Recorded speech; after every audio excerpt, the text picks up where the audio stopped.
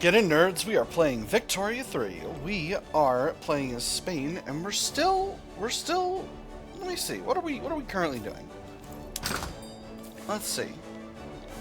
We got a big old market across much of Central America at this point. Should maybe try to get IT into the market. Panama as well. Are you technically Panama now? No, you're still New Granada.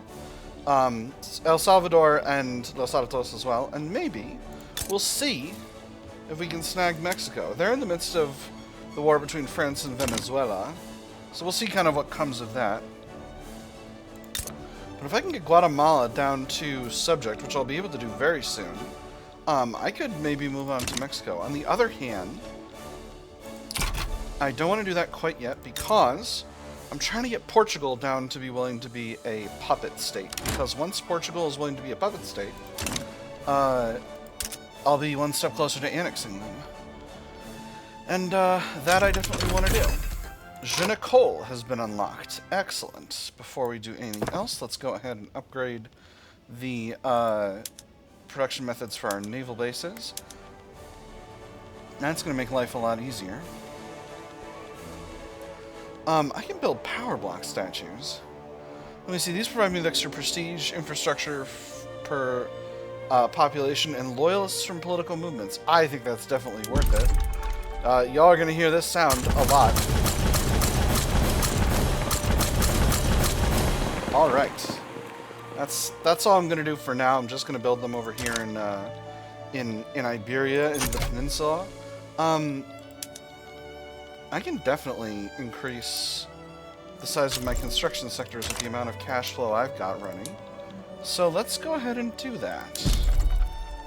Let's see, 2 more in Valencia. Let's double the number in Catalonia, double the number in País Vasco. Extremadura doesn't have any yet. We'll put 4 levels here. We'll put 4 levels in Asturias.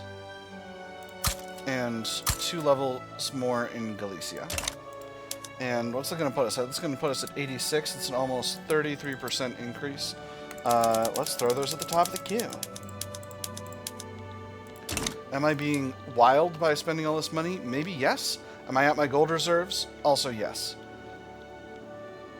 And, you know, we'll see what the effects of this are on my economy. Ooh. The opium trade completed. Interesting. Didn't know I was pursuing that. Production of the opium plantations is booming, and foreign demand for opium could hardly be higher. The Scottish people of Great Britain have become so enamored with the stuff that it has all but become the national pastime. The seeds of this flower, seemingly innocuous, are in truth the seeds of the fall of empires. Men will fight bloody wars to sate their gluttony for opium. They will sell their own mothers for another taste, and we will be there to sell it to them. Keep the opium coming, extra opium plantations throughput for 5 years. Or take my pipe, British friend. Scottish becomes obsessed with opium.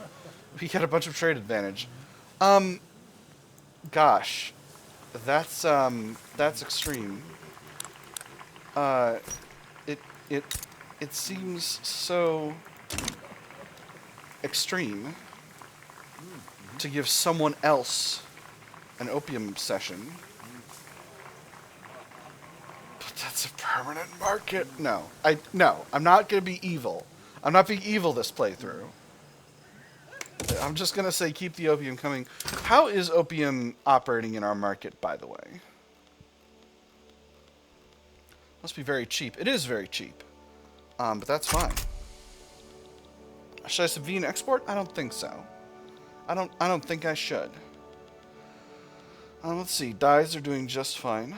I could tariff the import of dyes. I think I shall.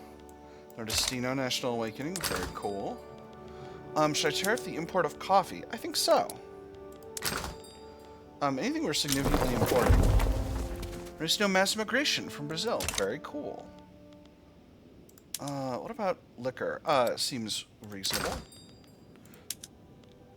What about clippers? No, that's fine. We can import and export on oil. That's a weird market. I think after we work on the trade center, or the the statues. I guess I'm forecasting what I'm going to be doing. After we work on the statues, I think we're going to work on trade centers. Why was I built? Oh, I was building up opium so that I could change out my my armed forces methods. Oh, Spanish Home Guard need to be on higher methods.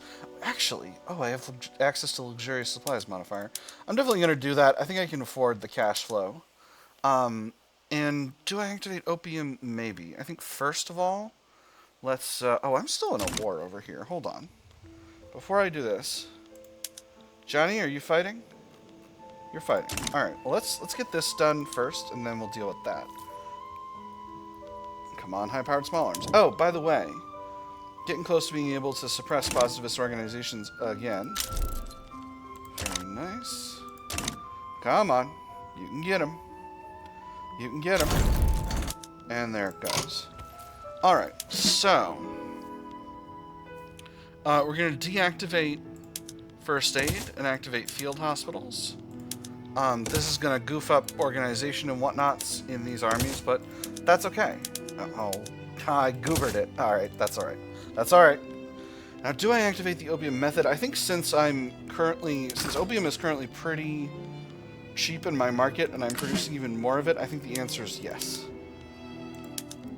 This is making my armed forces more expensive, but not that much more expensive. I can definitely afford to keep a large force mobilized. So the other thing I was going to do is I am trying to continue to be a large trade power. So let's build some more trade centers. Building trade centers is for sure a national priority.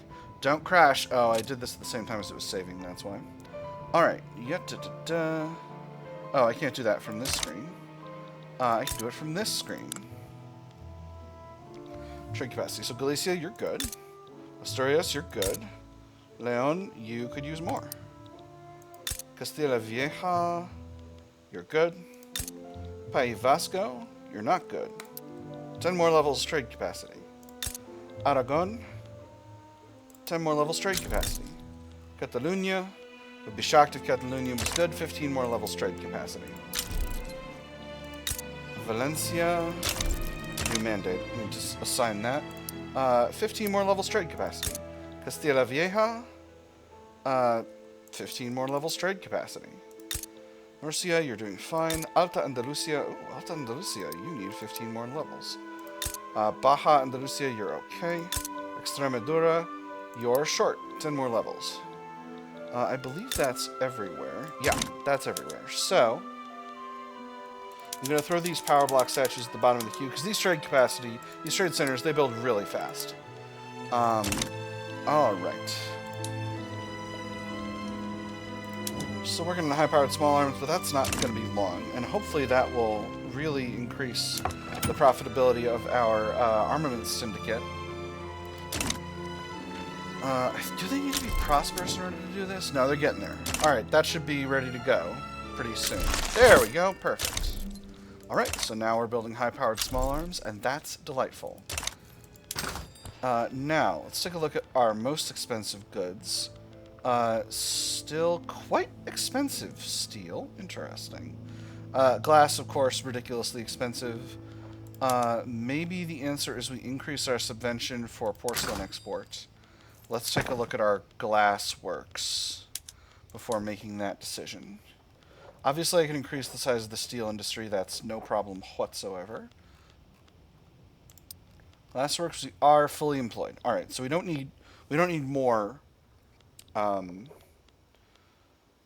don't need subventions. What we need is more levels. Extremadura, let's build up 3 levels, and let's also build another railway here. We'll build 2 levels of railways here. I just put those at the top of the queue here. You can see them. And then we'll build... You see, where have we got labor? We've got labor available in Leon. Quite a bit of it. Let's build 10 levels of glassworks in Leon. I don't know if it's Leon or Leon. I think it's Leon. I'm not... Spanish is not my first language. It's not a second language either. Galicia is where we're going to build steel mills. Going to build up to a nice even 25 Levels. Valencia will leave for now. Does Galicia have the necessary infrastructure? Mostly. And what will we do to accommodate those? We'll put the power block statues at the bottom of the queue. And that'll be just fine. So, let me see. Where are we with glass? Glass is very expensive. We need approximately, ideally about a 40% increase in glass. We're increasing the size of our glassworks currently by actually not that much. We could definitely be doing more. There's not that much labor available in Alta Andalusia. Let's build up 10 levels in Aragon as well. That should, yeah, that's getting us a pretty hefty increase in output. And then in steel, we could use about a 25% increase, and that's about the amount we're doing. We're not quite hitting either of those numbers. But we're going to be getting a bit extra from economy of scale. So that's how we're going to handle that. I know it seems like these trade centers are going to take forever to get built, but they're not. They're just pretending. They're going to get built really fast because trade centers get built really fast. Alright, now Portugal is going down in Liberty Desire very, very fast. So let me see, they're losing about 3 Liberty Desire actually, they're losing about 1 Liberty Desire per month per 3 weeks. So that means they're going to be basically willing to be turned into a puppet state in like a year. That's going to be really straightforward. Pretty pleased with that. I'm really happy with the same religion, Sacred Civics thing that turned out really well. And before I forget again, let's go up to level 3 Sacred Civics and see what that does for us. Level 3 Sacred Civics may impose same church and state law on bloc members. Absolutely. That's fine. Gold depleted in Zambezia. Okay. The popularity contest. We're in an election cycle once again. Let's take a quick look at our government.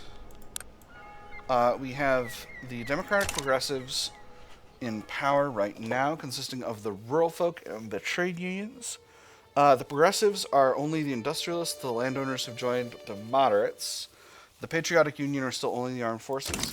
Let's let a week pass by. Very good. And then we'll take a quick look at how the election looks.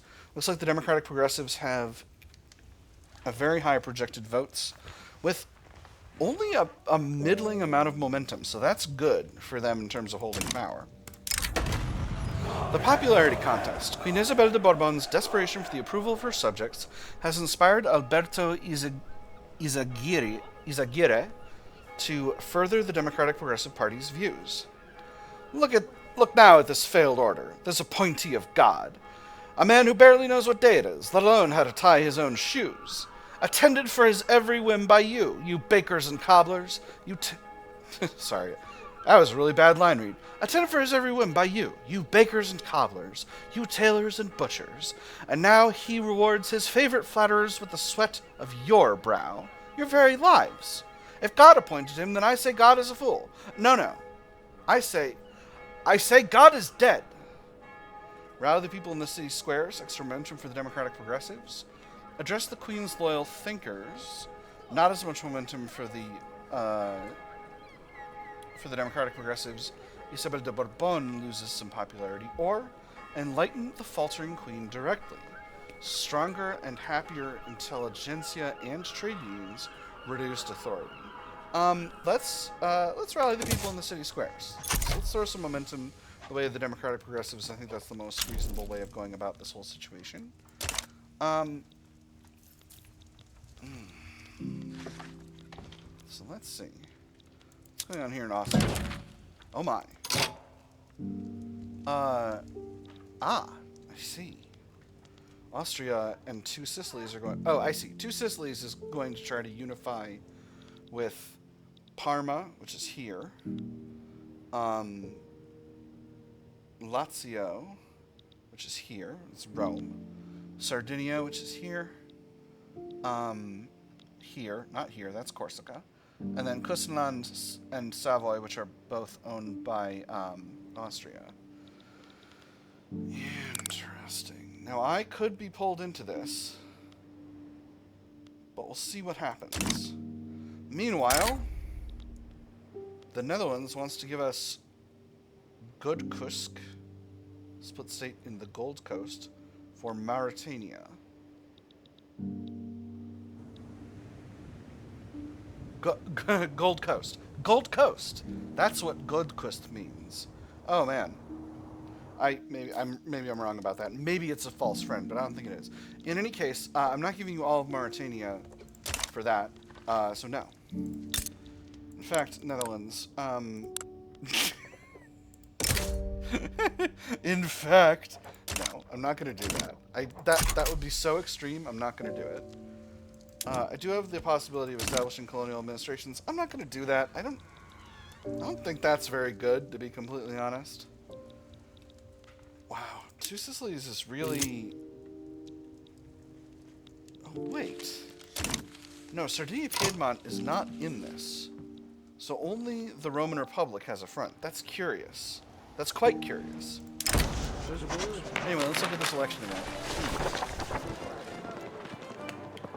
The ongoing election has drawn attention to the platforms of the various contending parties. Across Spain, the electorate debates which party is worth trusting with the next term in government. The first thing I would take into account is the safety of my investments. If a party would represent chaos, I may safely discount it. The stockbroker tapped his cigar on the rim of the ashtray and continued. The journalist took notes as he spoke. How will the incoming government's tariff policy affect my needed imports? Do they wish to impose taxes which may spur uncertainty? Do they wish to embark upon military adventures? Would these adventures be profitable or would they be ruinous? There is much to consider. The moderate party makes decisive arguments, extra momentum for them. The electorate trusts the Patriotic Union's policy, extra momentum for them. The Democratic Progressive Party's policies have merit, extra momentum for them. Or the best arguments belong to the Progressive Party, extra momentum for them. I'm going to throw them by way of the Democratic Progressives. Those are the folks already in power. They're slated to get a huge majority in the election, and the more momentum they get, the bigger the majority, and I'm already pretty happy with their current policy. So, and after the election, we'll kind of see what happens. Maybe we'll go for universal suffrage. Who knows? Who knows? That would be a really solid lock-in for our extreme liberal government. So yes, so as you can see, these trade centers build in about 3 weeks each. So they're going to get built really fast. The defender of decency. Liberia has fallen to a revolution amongst the yeoman farmers. In the campaign materials of the moderate party, Jose Piquero has immediately denounced... Is that Jose Piquero? I don't know. No. That's got... Well, I don't speak Spanish, so I don't know why I'm acting like I'm going to figure it out by looking at it longer. I'm going to say Jose. Anyway, Jose Piquero has immediately denounced the rural folk here, preempting a similar revolt. You would name me a traitor? That I'm certain you are. Many abroad in Liberia would think similarly to you. What's to say you're not a traitor already, plotting sedition with the members of your book club? You've gone mad. Someone must stand against this revolutionary tide. Rural folk angry, extra momentum for the moderate party. Liberia is far away and this is here. Petite bourgeoisie, salty and weak. Reduced momentum for the moderate party. Or the revolution will not be villainized. Extra momentum for the progressives. Catholic Church, saltier and weaker. I'm going to go with that third one, actually. A weaker Catholic Church is good for my my two Spains situation. Again, I need the Catholic Church weaker. I need the frickin' landowners weaker, and I don't rightly know how to accomplish that at this stage. Maybe I'm already on homesteading, so that's not really gonna impact that. Nobody likes Isabel de Borbon at this stage, but Prince Alfonso de Borbon is still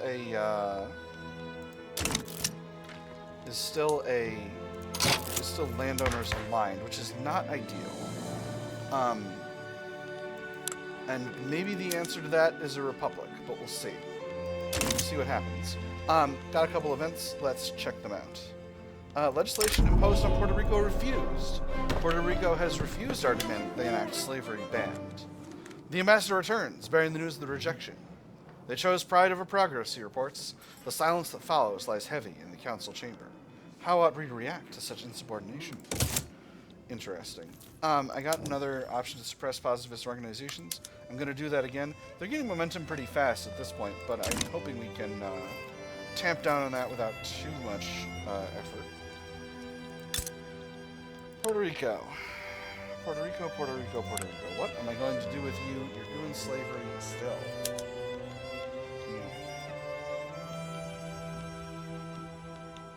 It's not ideal. I'll tell you what.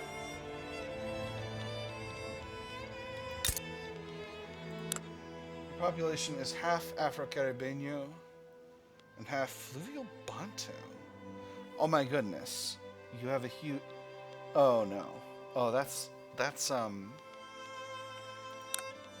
and your primary culture is Caribeño. Do you have any Caribeño people living in Puerto Rico herself? Oh yeah, 10% of the population. It's not ideal. It's not ideal. I wonder what proportion of the people living in Puerto Rico are enslaved right now. 20%. It's not great, fam. Oh man, this is gonna cause major problems.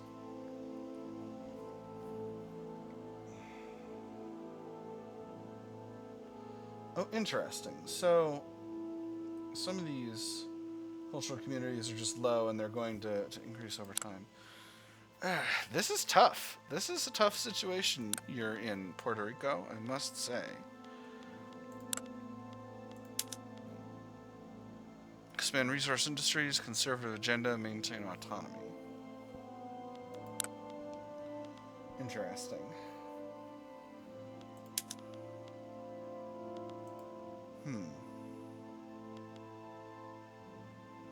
I have to say, I don't love subjecthood, but... Oh, curious. From heritage trait group. -5 from no shared heritage traits. See, I wish there were a quick and easy way to see what acceptance people were in the area that they live in. Right? Because I can... Like, this is telling me in my culture, right? Afro-Caribeño is +10 in my culture because they share a language trait with my primary culture, but no shared heritage trait. But I can't tell without just sort of comparing notes. So, African diaspora, heritage, and Hispanophone. And then Puerto Rico's primary culture is Caribeño, which is Latin American settler and Hispanophone. So I don't think they share a heritage trait, but they do share a language. And their policy is subjecthood, which is 30 from homeland, 20 from heritage trait, and just 20 from heritage. Or, no. None from heritage trait, 20 from language trait, and 30 from homeland, right? And this is an Afro-Caribeño homeland. So that means Afro-Caribeño are discriminated pops, basically. They're like 50. They're like a nice even 50. Let's take a quick look at the breakdown of religions. From Catholic, partially animist. So, the Afro-Caribeño people are 100% Catholic. Okay, so they're getting actually a lot of acceptance for state religion. Unfortunately, the Fluvial Bantu people are losing a ton of acceptance from not having religious freedom. It wouldn't be too much of a loss for the Afro-Caribeño people to be under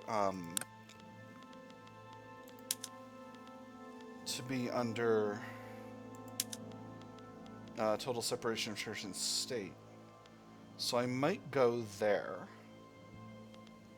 Because total separation of church and state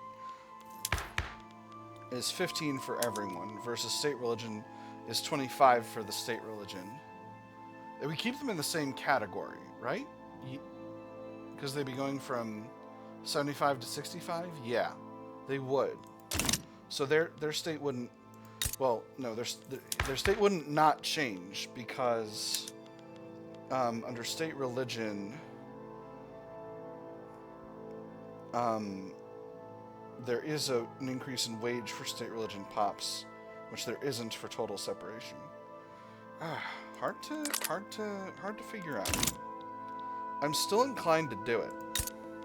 I'm still inclined to hit that button, particularly since they've refused to repeal slavery. But maybe the actual answer is we circle back to slavery in a bit.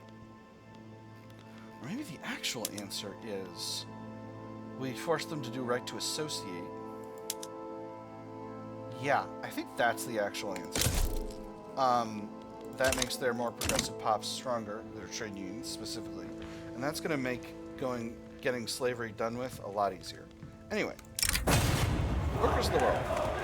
International sentiment within the trade unions has generated suggestions to reach out to workers in the French Republic.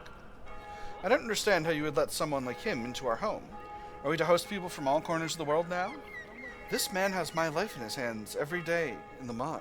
I already trust him with my life. For that matter, I'd much rather welcome him here than any of the Spanish bastards who sent us down there. Class above nation? Relations towards the French Republic improves by 50. Well, that's interesting. But makes my industrialists and landowners very unhappy. Or, these unpatriotic ideas will fade, salty trade unions. I'm going to do the first one. Sorry, industrialists. I'm not going to apologize to the landowners. They're dorks, and I hate them.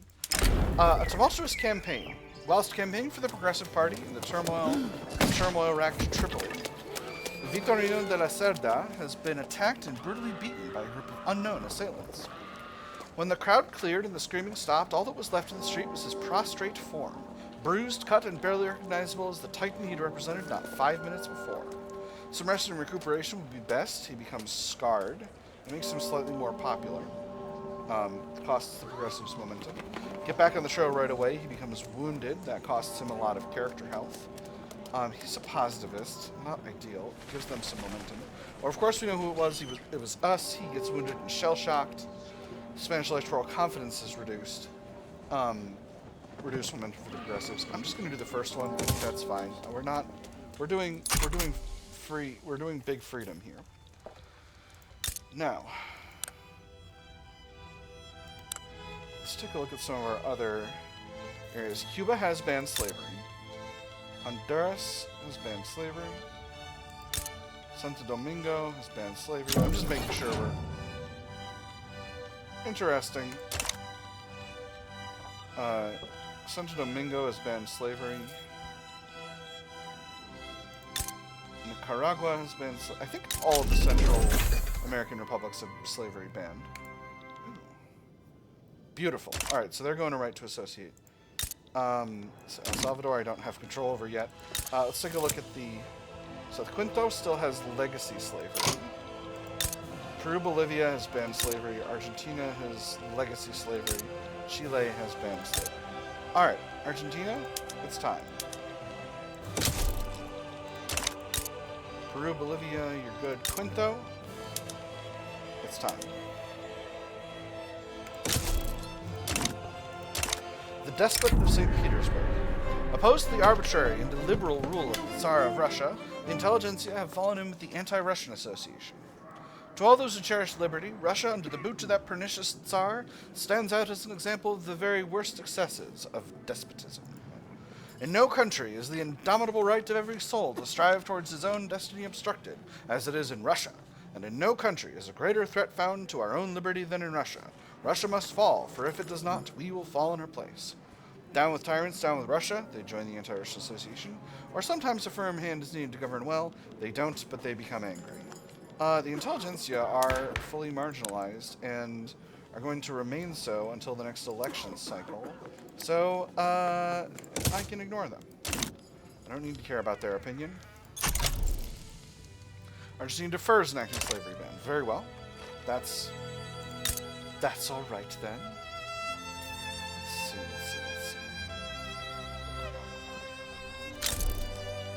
Quinto is enacting slavery ban. Beautiful. pretty decently.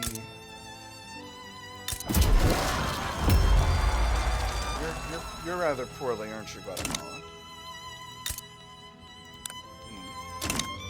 Not ideal. Not ideal, but it is what it is. Portugal's getting there, getting on towards being willing to become a subject. Happily, I don't have any more restive subjects. Again, trade centers are being built very, very fast at this stage. So hopefully the glassworks will get done in a reasonable time frame. Maybe the right answer is I move some of them ahead, but no. I think the trade centers I want to build more urgently than the glassworks. Now, what about Morocco? Morocco, you're doing slave trade. You're trying to go to censorship. That's not great, guy. You should maybe dial it back. Oh boy, Sokoto definitely needs some reforming. First things first. Ban slavery. Do it. The popularity contest. At this event again. Oh no, this is the other one. So I'm going to read this one more time. We've seen this event a lot of times. The eyes of the electorate have turned to the candidates that seek to acquire a position at the head of the government. As the election approaches, voters debate who would provide the best leadership for Spain. I quite like Cánovas del Castillo, mused one of the men at the bar. I couldn't say what it is I agree with him on, but I think he has a good head on his shoulders. His neighbor spoke up. I have to look past the company he keeps? Well, why not? God knows he could say the same of any of us. No one's better to handle a fool than his friend. Antonio Cánovas del Castillo is the man of the hour. Extra momentum for the moderates, and he becomes more popular. A term of Valeriano Whaler is what the country needs. Extra momentum for the Patriotic Union, and he becomes more popular. Pablo Iglesias Posse has the character for the job. Extra momentum for the Democratic Progressives. He becomes more popular. Is he the current leader of the Democratic Progressives? Yeah. Social Democrat aligned with the trade unions. Okay. Or Manuel Girona y Agrafel is worth hearing out. Extra momentum for the progressives, and he becomes more popular. Once again, I'm going to pick the Democratic Progressives. Again, they're currently running the country. They're doing a great job of it. Beautiful. Sokoto is enacting slavery ban. Morocco, that's right. They're working on free speech. So, they're working on censorship. So, that's... Ooh. And they have the people of the book law, which is interesting. Now, do I have the ability... I know there's something you can do. Change language of administration. Oh, weird. That's curious. And I can't do this because they're not a colonial administration. Interesting. I can just steal states. That's curious.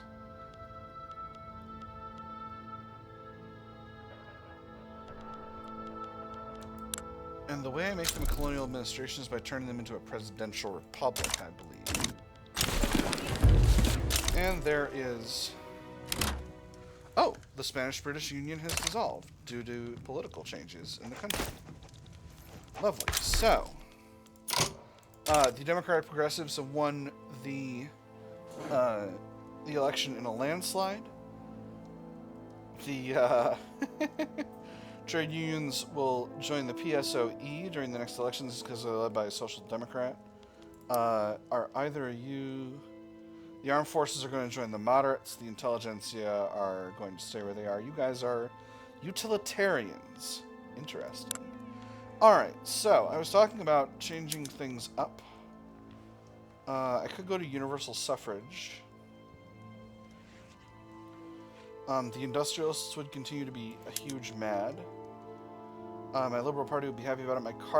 My Liberal movement would be happy. My Carlist movement, unhappy. My Positivist movement, unhappy. But what are they going to do about it?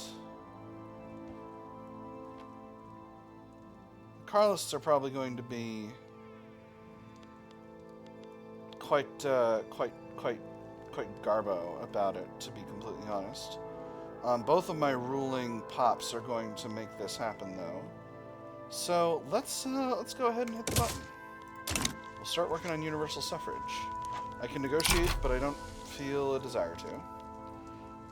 So Carlist movement are likely to go to 26%. Well, that's good. I'm pretty pleased about that. Positivist movement to 36%. Alright. Alright, so they're going up now. What about the Carlists? Carlists are still going down in activism. Alright, beautiful. Nice. We finished with our trade centers. And what do we have here? Theory and practice. Several prominent positivist reform advocates have become entangled in a dispute with the positivist church over their political activities. The orthodox stance of the church is that its members should not be carrying out political activities outside of itself. 2 stacks of letters were on the director's desk, one from the clerics of the positivist church, and the other from a loose assortment of practitioners somewhere in the government. All of them were in one of a small group of all of them were on the topic of one small group of subjects. Denouncement of this rival, support of that ally, a plea for support, or a warning to stay out of a ploy. He reached for a decanter of rum. Politics, it seems, is inherent to any church. The church is not the sole arbiter of the cause, extra political strength for academics, engineers, and officers, or their practices represent a breach of positivist principles. Weaker industrialists influence the positivists will retreat by 10. You gonna pick that second one? Get back, positivists. Get back to where you once belonged. December of 88. December of this year is when I can suppress again. Rubber discovered. I almost thought that said rubber discovered in Berlin, and I was like, rubber in Berlin? That doesn't sound right. I don't think that's where the rubber is located at. Oh, interesting. We're right at the end of our concert accelerator. All right, Portugal. Portugal. You're on fire. I get it, but you know, maybe a Marathi national movement. That's interesting. Oh, it's probably in Goa. Yeah. Or Goa's over here. Portugal's holding Goa. Nova Goa. Maybe I am wrong about which part of Portugal is Goa and which part is not Goa.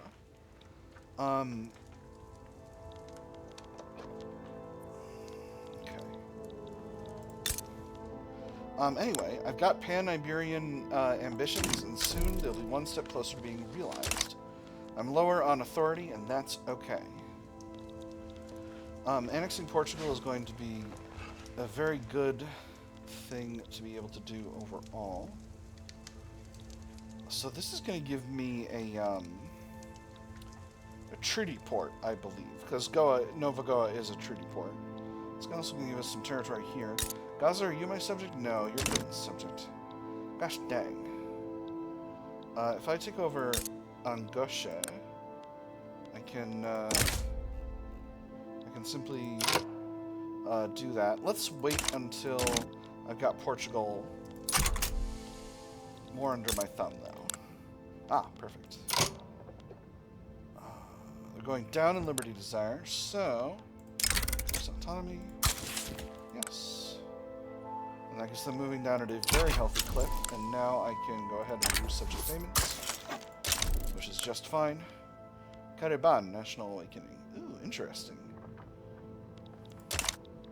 That's exciting. Alright, so they are going down in Liberty Desire. That's very good.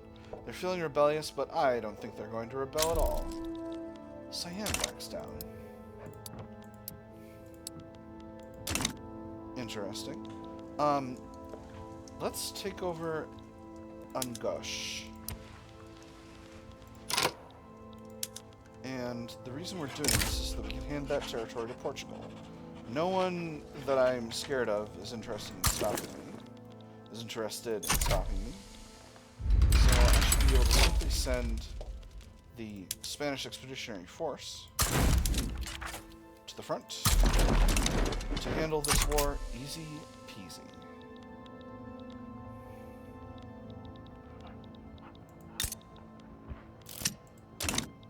Practicing positivists.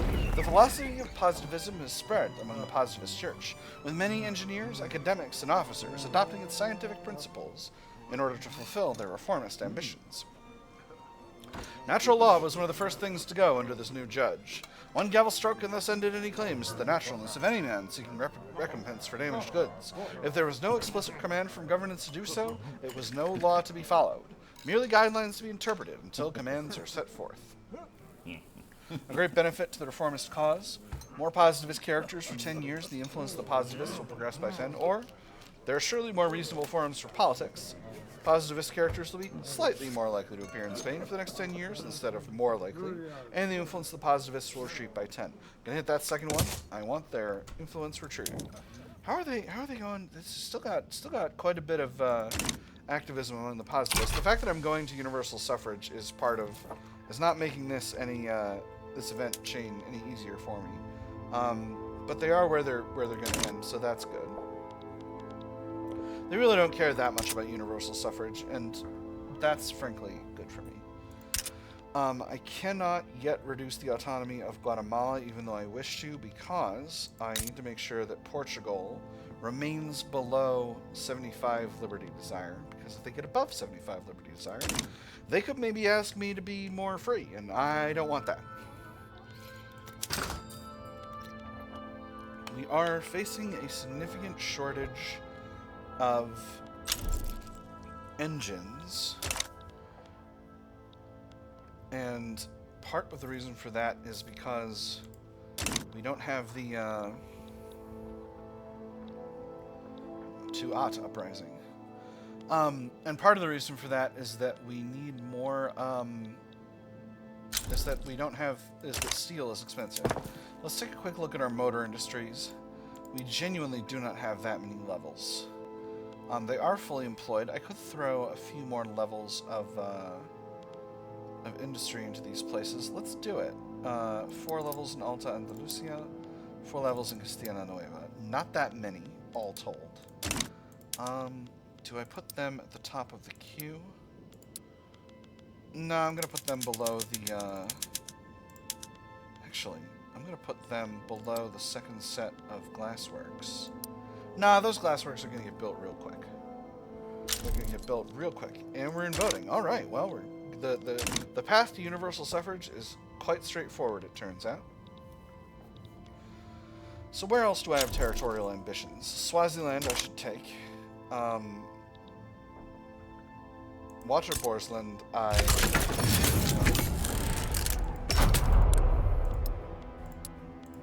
Yeah, Waterborsland we're definitely going to take. Ooh, what's this?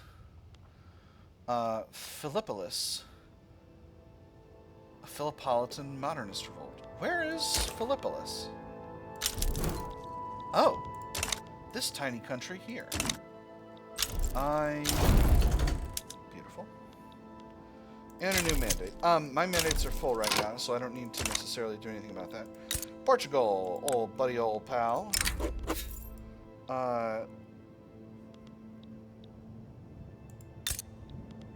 Mozambique.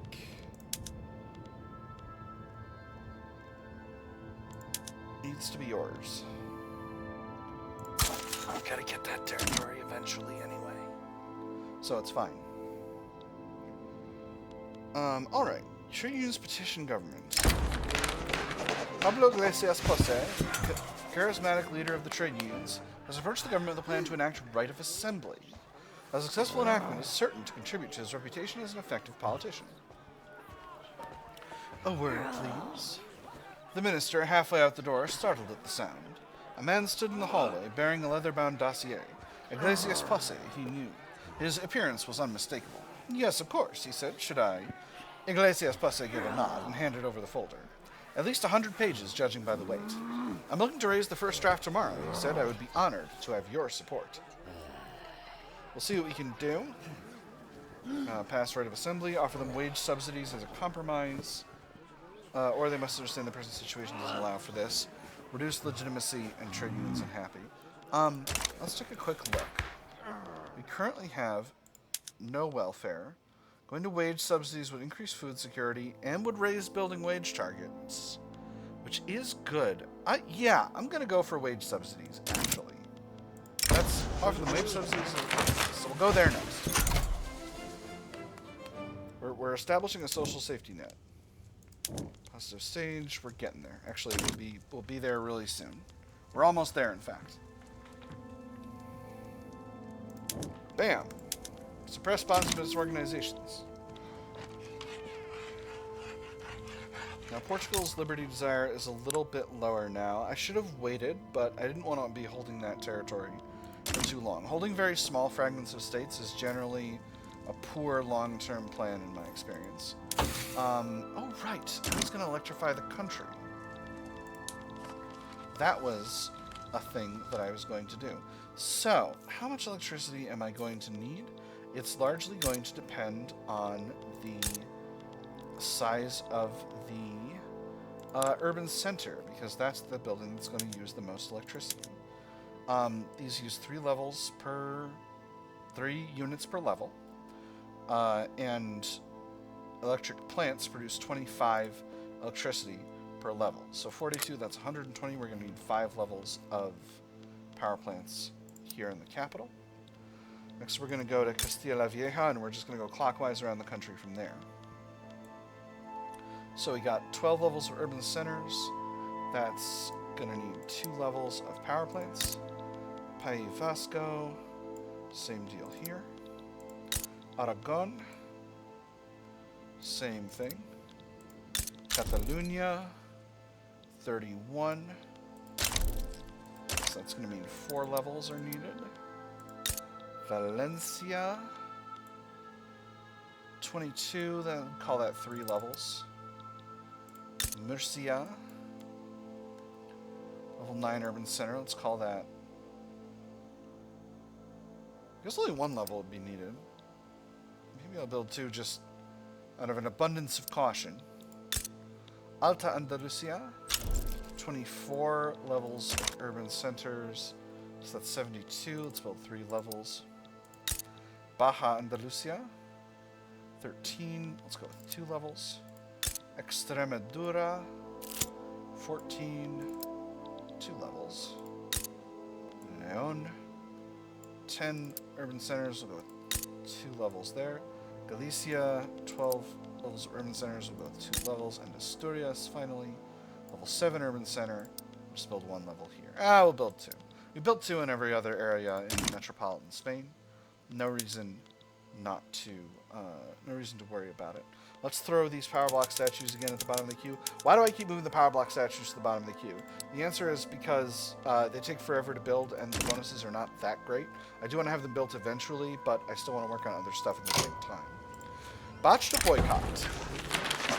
Seeking support among his sympathizers, Vitorino de la Cerda has organized a boycott against the Universal Suffrage law. On the day it was to begin, there was barely any sign it had been declared at all. Some had taken due lessons from the Third Estate. Quantity was a quality all its own. If you had enough bodies to support whatever your cause was, nobody could stop you. Unfortunately for a few, there was a lesson they hadn't learned.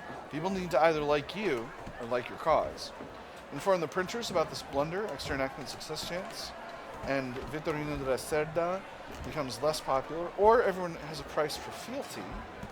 Spend some cash, happier trade unions, and an extra enactment success chance. I'm going to do the first one. I think if he loses popularity, that's just fine with me.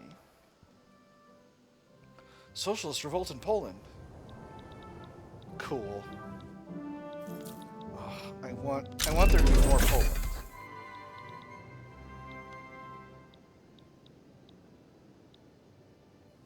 When did Baden get control of Switzerland? Baden, what's going on over there? Baden.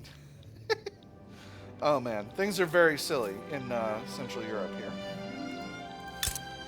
Alright. Portugal's down to Midland levels of liberty desire. It's still going strong. I think I can live with a little delay on this, reduce Guatemala's liberty desire. This gets me in front with Mexico, and Mexico is a minor power. Let's declare an interest over there. Actually, I've got a lot of available interests.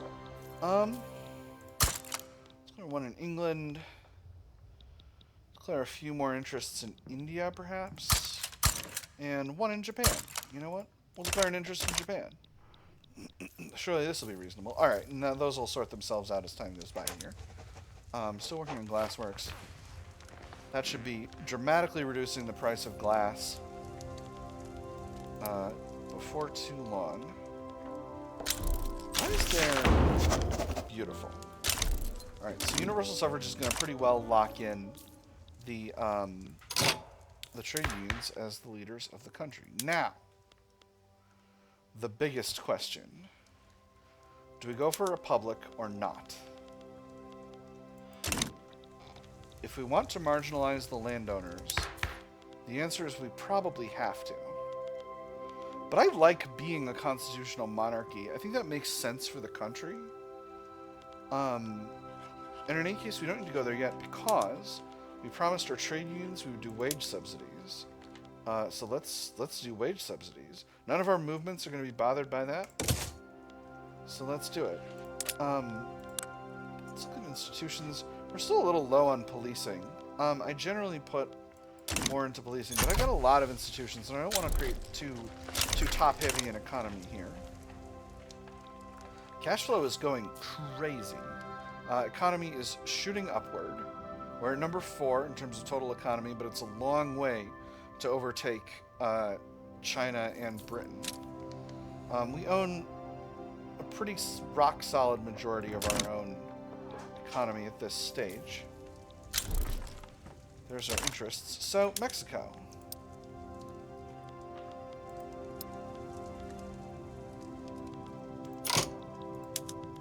Come back to me, Mexico. Once, you and I were so close. Now you are so very far. Once you were New Spain. Now you are... what? The people of the United States bully when they're feeling salty? No, no. This is... the time for you to return to the fold has come. And with this bugged infamy modifier, yeah, this is for sure a bug. They're only getting... we're only getting the base value of protectorate casus bellis. Anyway, let's be better friends, and by better friends I mean you become my subject. So I think I'm just going to send the first Spanish army. I think I'm more than adequate to the task. I'm taking over all of Mexico. Should I mobilize the Home Guard? I don't think so yet. I think they're fine where they are. I am a little short on authority right now. Why am I short on authority? Not quite sure. But I suppose I could repeal the luxury clothes tax. Oh, because I increased the franchise. Wow, would you look at this? Brazil sides with Mexico. They are a major, so I can't subjugate them. But I could. There are countries I could liberate. Confederation of Equateur.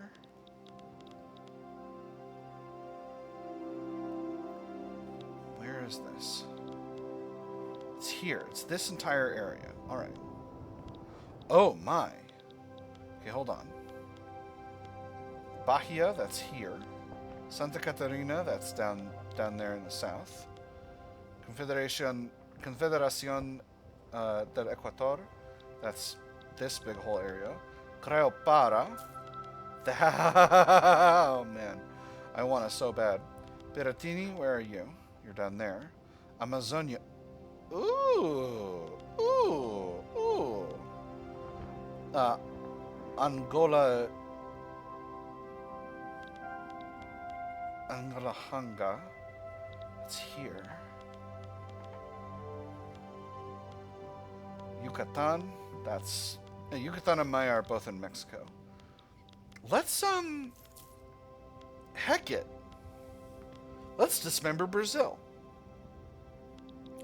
I'm gonna liberate Amazonia.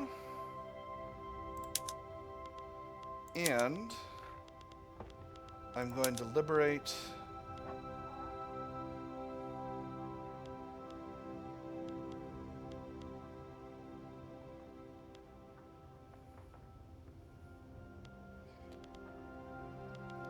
both of these will have are kind of fighting for some states. We'll kind of see what happens. I think we'll prioritize this one. And okay, we can't do both. Okay, all right, that's fine. That's fine. That's absolutely fine. Get everyone together. So, Second Spanish Army, you're going here. This, the main front. Spanish Expeditionary Force, you're going here. So this here, secondary front. Spanish Armada, you are coming... Oh my goodness, I didn't upgrade my frigates. Alright. We're gonna hope these frigates upgrade really, really fast. Alright, well this will be fun. This will be delightful. I'm delighted to be having this war. Public address goes awry, a stall event. What was meant as a routine speech about the merits of wage subsidies by Pablo Iglesias Pace has quickly devolved into a public relations disaster for the trade unions. Fumbling his way through a series of poorly presented talking points, Pablo Iglesias Pace's arguments have been viciously and convincingly picked apart by his political opponents. The question on everyone's lips now is merely if this mishap was due to the inherent failings of wage subsidies, or can be chalked down to the political incompetence of the trade unions. It's the fault of this poorly thought-through proposal, minus 15% enactment success chance.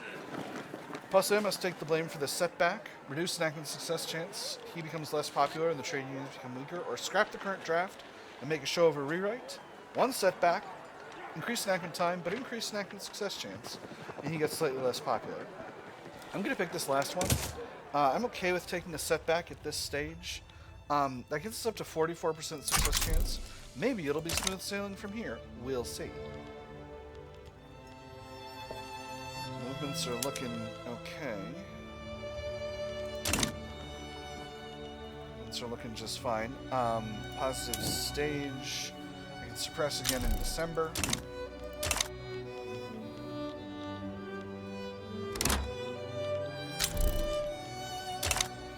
Exile from the Ottoman Empire. Interesting. Mexico backs down. Well, that's delightful. We're still improving relations with them. Interesting.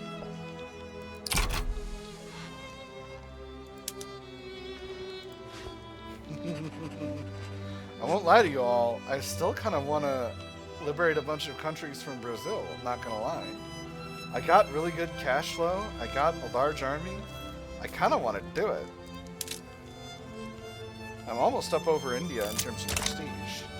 The shallow draft solution. Designed for coastal defense operations, what monitors lack in ocean-going capabilities, they make up for in cost effectiveness.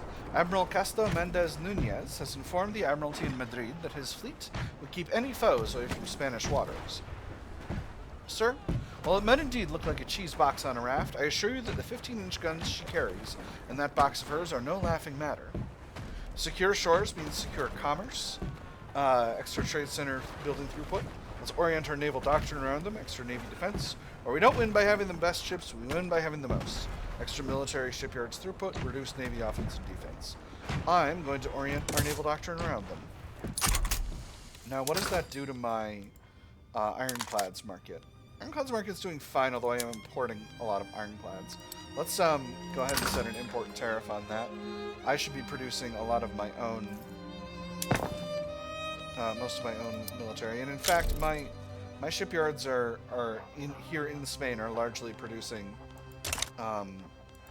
ironclads, so that's fine. Oh, nope, that's not the military ones, though. All right. There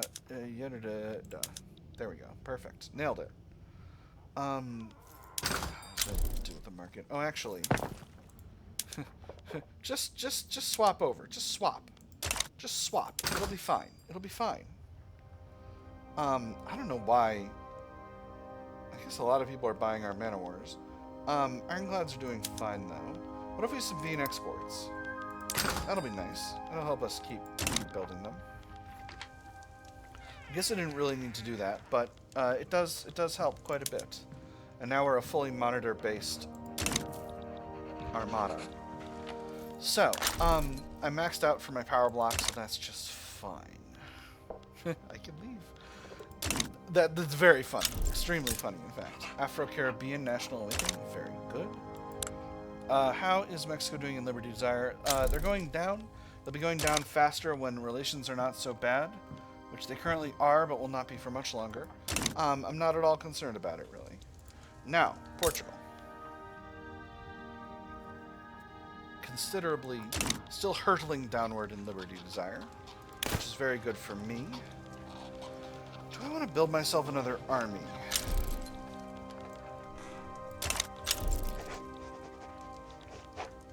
Hey, we're in voting for enacting wage subsidies. That's wonderful. All right, so taking the setback ended up being the right call. Feeling pretty pleased about that. Let's go ahead and round out our construction sectors to 100. So we're going to need 14 levels. We'll do 2, 2, 2.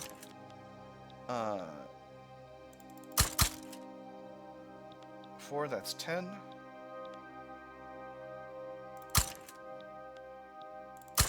There we go. That's 14.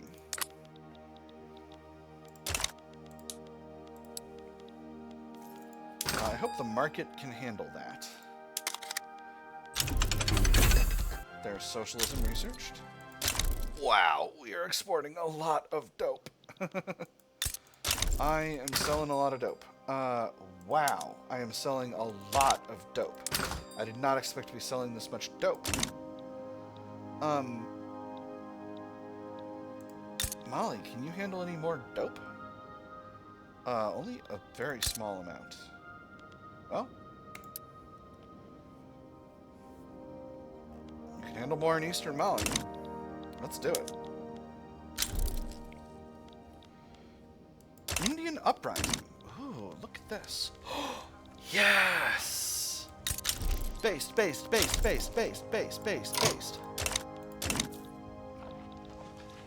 Exciting. Okay, so.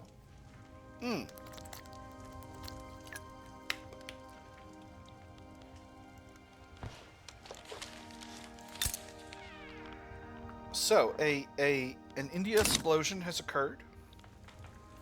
The British Raj became independent, turned into Bengal, and immediately detonated, or something. Indian uprising, I would be delighted to be better friends. As our industries have grown more and more crucial to the future of the Spanish nation, so too has the working class. Disparate workers' movements have begun to unite into the cause for socialism.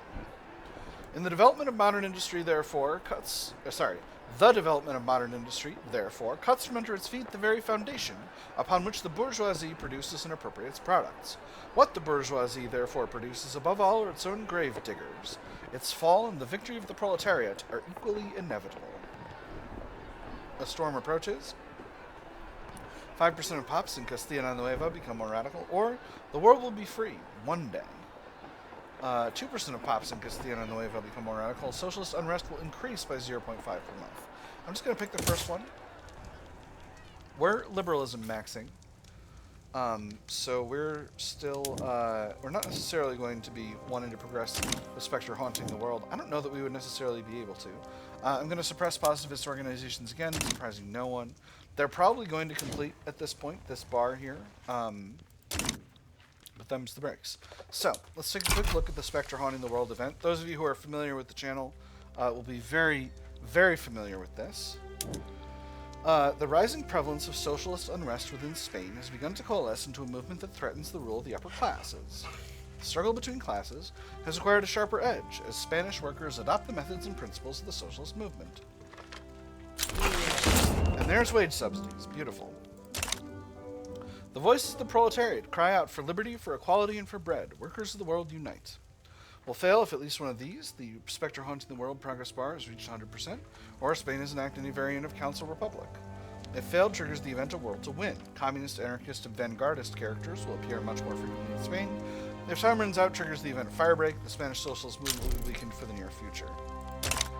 Alright, so how fast are we going up? We're going down. Because our socialist, communist, and anarchist political movements are pretty low. Overall support and activism. And because the level of policing and home affairs institutions are relatively high. So, that's just fine. Just means it's progressing downward. That's curious. Tension is pretty high overall. But you know, we're getting there.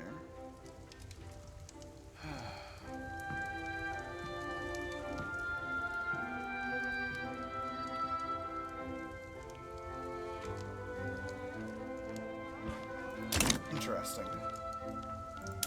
Let's go ahead and throw the power block statues at the bottom of the queue once again.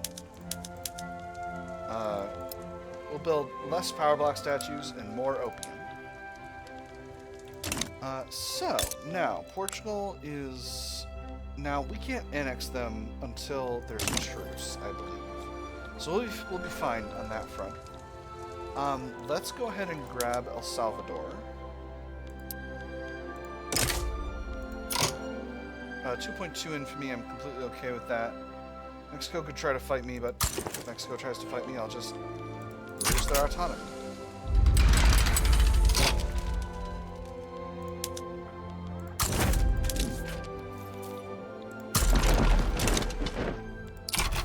Much easier to conquer El Salvador in Victoria 3 than it is in Hearts of Iron 4, I tell you what. We just finished electrifying European Spain. So let's go ahead and swap over our urban centers production methods.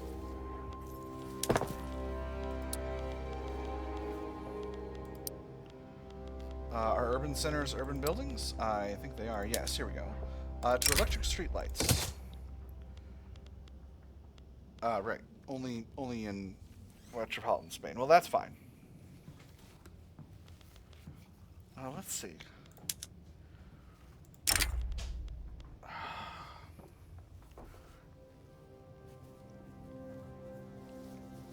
You know what? I'll leave that for now. Now what else do I want to electrify? Actually, before I do anything with that... Ooh, extra construction sector throughput. That's wonderful. And I think that is... Yes, here we go. That's all of the tech that I had in the queue. So, I've very nearly hit tier 4 for production. Military, it's 1890, so I'm not very far ahead. Let's tag floating harbor. Self-propelled torpedoes is going to spread to us. And then trench works. That's going to keep us up to date. From there, I think we snag bolt action and the automatic machine gun. And then I think wargaming for extra offense. From there... I think we finish out Society Tier 3. Then we snag ourselves malaria prevention and then multilateral alliances. Then finally we circle back to production.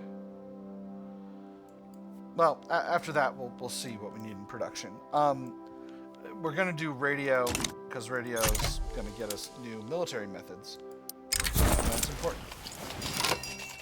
Modernist architecture. The Association of the Devotees of St. Joseph have hired an architect who has conceptualized the design of Sagrada Familia Cathedral in a modernist style, unique to Catalonia. Once approved, construction can start immediately. There are no straight lines or sharp corners in nature. Therefore, buildings must have no straight lines or sharp corners. Entrust this architect to oversee construction, stronger and happier Catholic Church, or this undertaking is outrageous. A weaker and saltier Catholic Church. I'm going to build it. I'm okay with having a slightly stronger and happier Catholic Church. Alright, so, Sagrada Familia Cathedral. The first phase of Sagrada Familia Cathedral is ready for construction. Affiliates of the Catholic Church have raised funds for the creation of a cathedral in Barcelona. One philanthropist has already purchased a plot of land for this ambitious undertaking and commissioned renowned architects to design the temple. Sagrada Familia Cathedral will need to be built in 3 phases and may be constructed in the state panel for Catalonia. Will complete if Spain has built 3 phases of the Sagrada Familia Cathedral in the state region of Catalonia, and the workforce occupancy is greater than 50%. Triggers the event the end for now. Possible event effects: such exceptional art, extra conversion, and urban center building throughput, or true architectural marvel, extra prestige. Obviously, I'm going to go for the extra prestige because I'm not doing that much construction, conversion, on account of I've separated church and state. We'll put this in at the top of the queue. It's going to take a really long time, and that's okay. Let's build a bunch of levels of bureaucracy in the capital to support expansion of our institutions. Japanese liberal revolt. How interesting.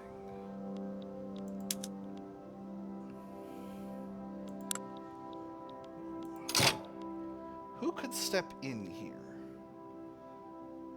Oh, I'm allied to the Empire of Japan. Well, them's the breaks.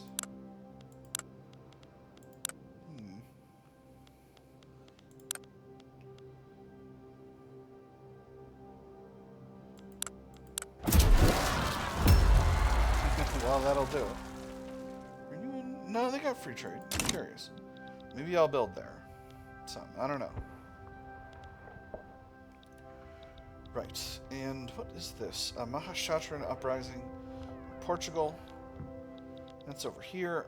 Portugal's probably going to be able to deal with that, but if not, I'll allocate some forces to concern myself with it. So, what should I do? What should I do? What should I do? Let's have a little bit more authority.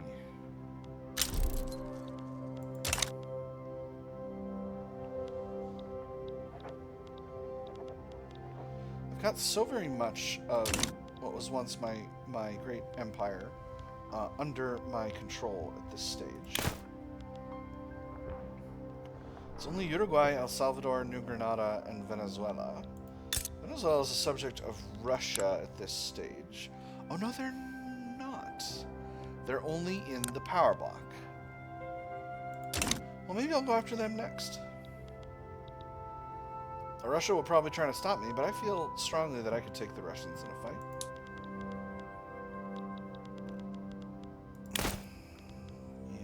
Yes. Let's see.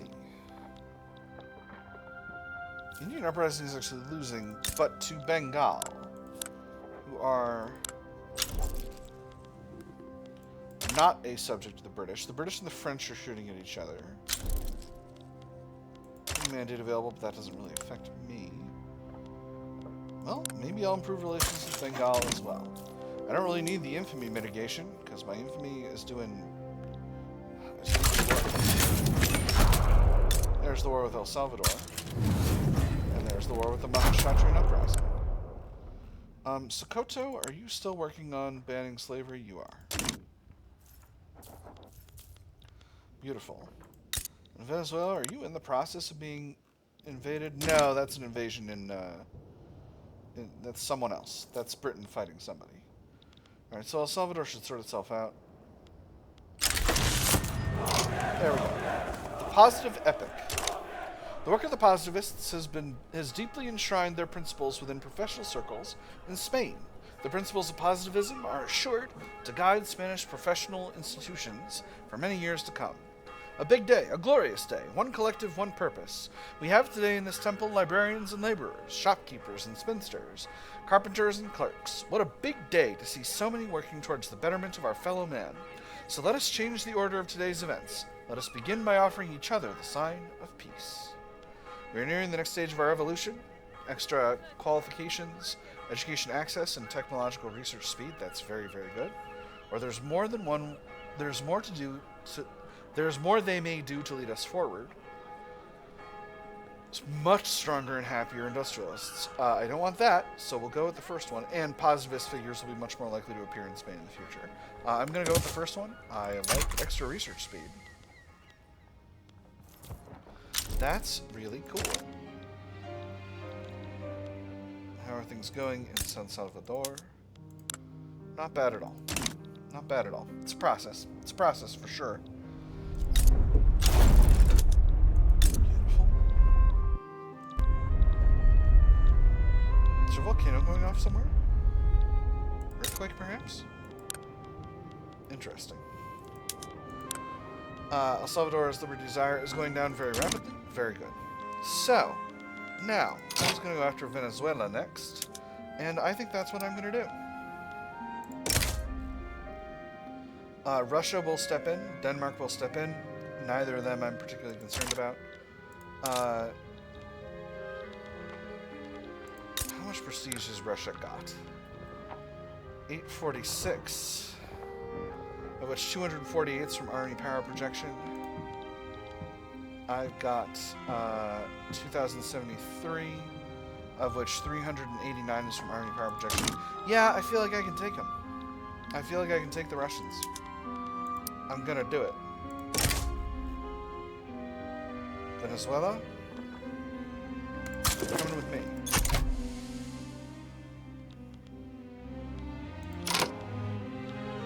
Do I leave the Spanish Expeditionary Force here? I think, yes. I think I do. Let's bring the Armada here. Let's put the Spanish Expeditionary Force in Santo Domingo. Now the real question is, does Brazil get involved? It doesn't look like they're going to. Golden Araucania. Very good. Electricity shortages in Asturias, Aragon, and Murcia. Now that's curious. Asturias.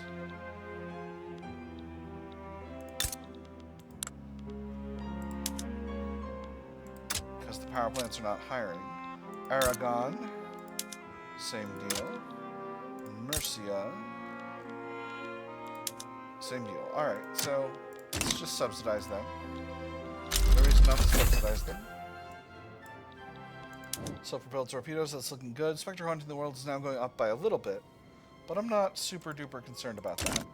I got a whole lot more institutions levels to play with. Bulgaria sides of Venezuela, that's curious.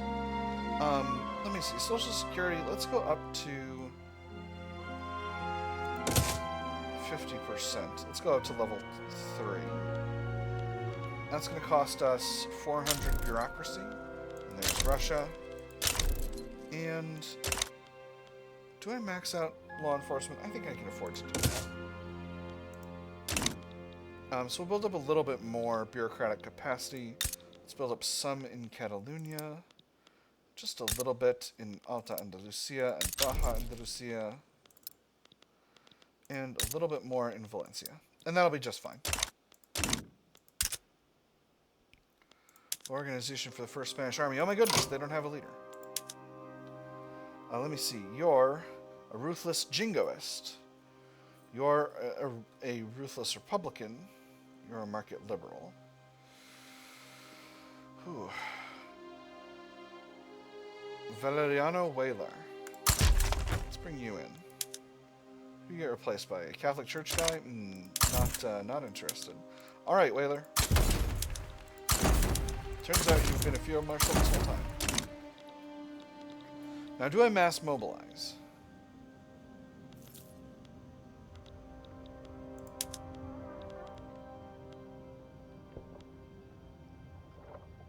At least I mobilize the Spanish Home Guard for sure. We'll see what Russia gets up to. No, you know what? We'll get everyone together. I don't think partial mobilization is reasonable at this stage.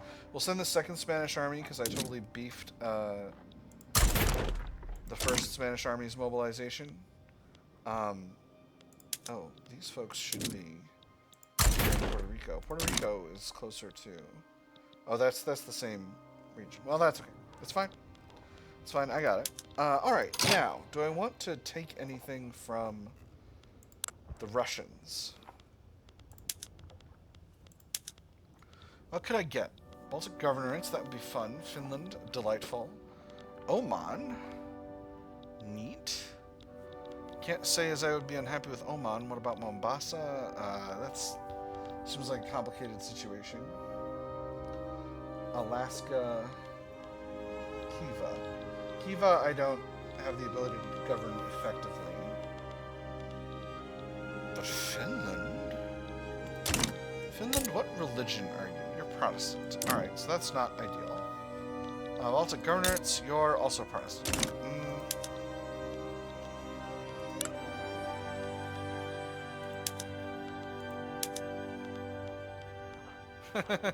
Netherlands want Mauritania real bad.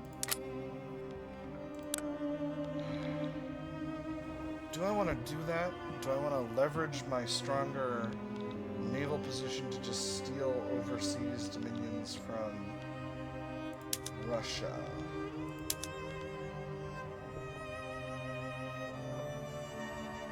I think I do. I think I do wish that. If I... No, you know what? I don't want to worry about that right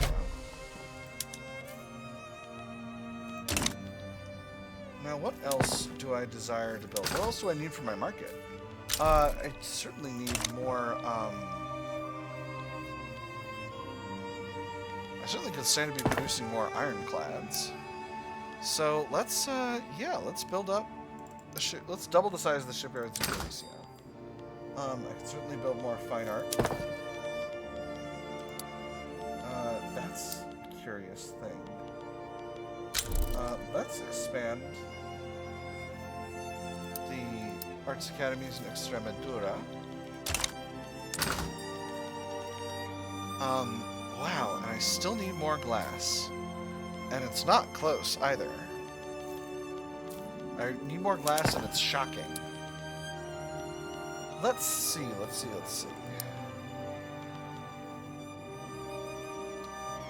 throw 5 more levels in Extremadura.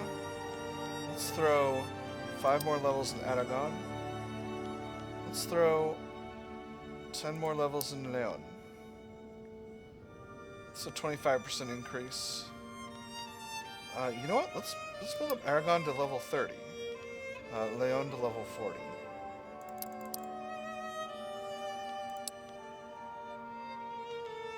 That's about a 30% increase. That's probably as much as I can afford at present.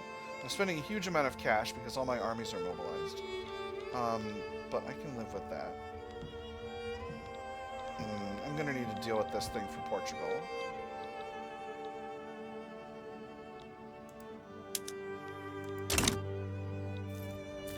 I'm going to need to deal with that before that gets out of hand. But I can... I should be able to safely invade Venezuela without a problem. If I can't, then I'll need to expand my navy.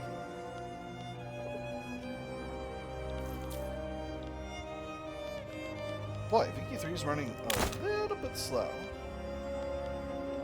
If I want to go real crazy, I can invade Russia, but I don't necessarily want to do that. I can sustainably wage this war without a problem. Do I throw the power block statues at the bottom of the queue? I think I throw half of them there. There we go. Perfect. I'll get all that other stuff built a little bit faster. Not so fast that it's silly. So, I believe Zulia is the capital? No. Miranda. Very good. Let's go ahead and invade. My forces will be there very, very soon. You are on interception, are you not? You surely are.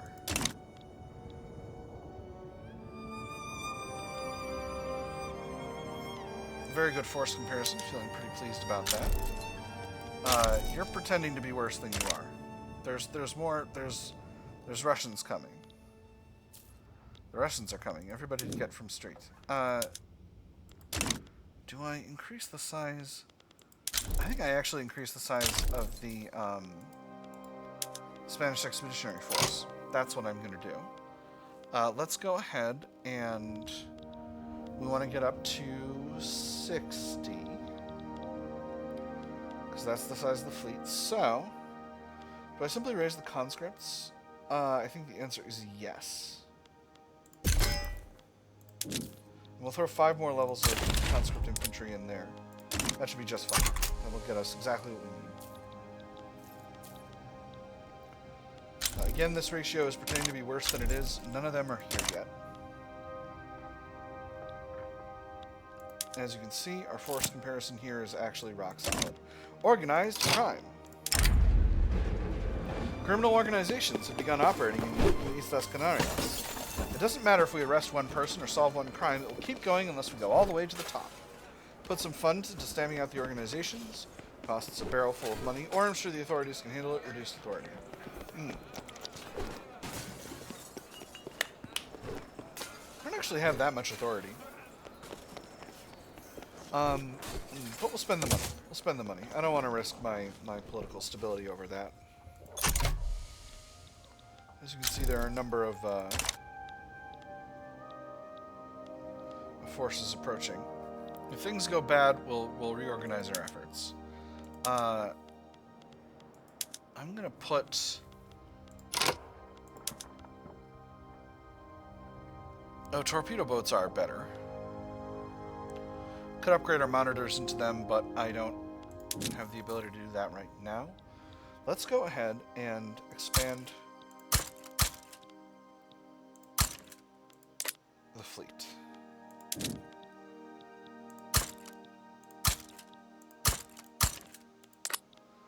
And where in the queue do we want this? I think we want it to get done reasonably quickly, but it's not a huge rush. So we'll put it right at the end of this stuff. A lot of these arts academies will finish themselves out within a reasonable amount of time, and then we'll be able to expand. I think it may have been a little bit cavalier about taking on the Russians. Let's go ahead and put this guy on convoy raiding. Hopefully we'll be able to disrupt enemy supply, and that will be effective here. We have got some progress, 26% landing progress, but there are a lot more enemy forces appearing here. And now we are losing. Now, if I move the 2nd Spanish Army to this front, that improves force comparison, but I may suffer from low naval support. And if I do, that could potentially be a problem. We'll see how that shakes out.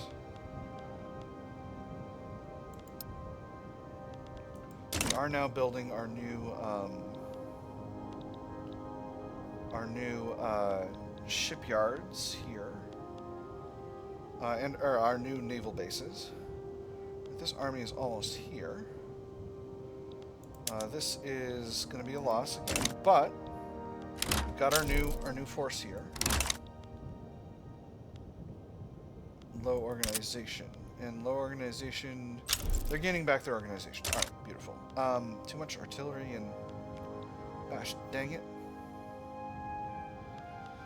Oh, because units flowed into this army by accident. I really wish that would not happen. I wish that wouldn't happen. I don't know what else to say about it.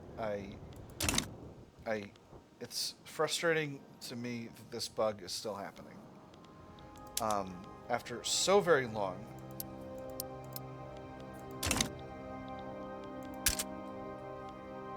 We have some electricity shortages in Galicia and Extremadura. I am going to subsidize the power plants which exist in those states. That should be fine. I'm also going to get law enforcement's already increasing. Let's get workplace safety up to level 5, shall we? French Republic damaging relations. France, how could you? How? How absolute dare? Alright, we are moving forward there. How are we going on tech? 18 months to trench works. If this war lasts a long time, we'll simply Bengal has formed the Grand Coalition.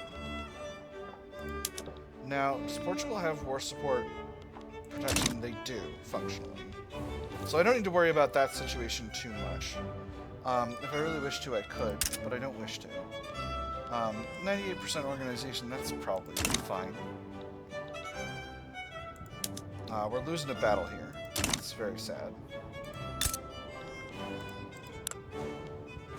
27%. I have to say, I'm impressed with Russia's ability to continue to fight this. However, without the ability to supply their troops, I think we're going to be in a much better spot than they are, and we're going to be... Bengal! How could you?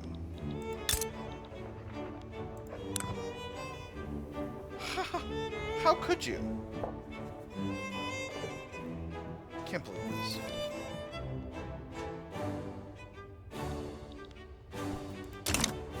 I can't believe Bengal has decided to rival me. We were such good friends for so long. By which we mean I wanted to be such good friends for so long. Alright, we're almost done with our next set of power block statues. I think that means... Yeah, I think that means we put these other ones at the top of the queue. Perfect. Kikuyu awakening. Excellent. Come on.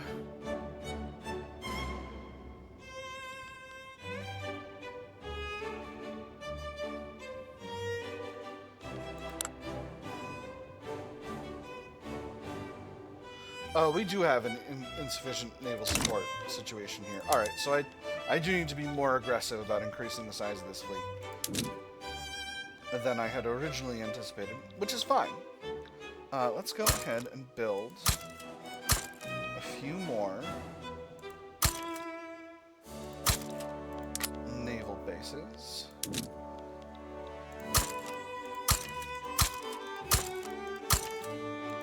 And by a few, I mean a comical amount.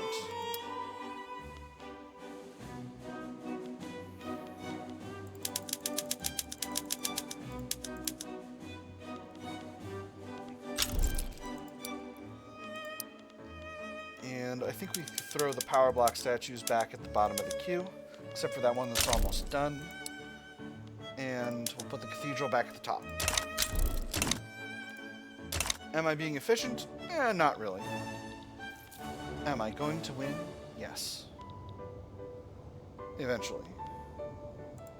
Venezuela, for their part, has no... is doing very poorly in terms of overall war support. Again, this army has... I don't know what to tell you. It's just a bug. That's all it is.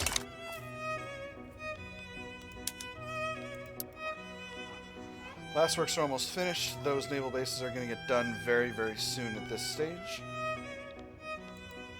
And then we'll be back to building our glassworks. PSOE. So this is going to create a really interesting setup. The PSOE are social democrats. And the Spanish Expeditionary Force have lost their general. Let's throw... don't love these options. Let's throw an industrialist guy in there. I know we got an armed forces guy. Ramon Altarriba y Villanueva. But he's a Carlist, so I don't want him. That's good.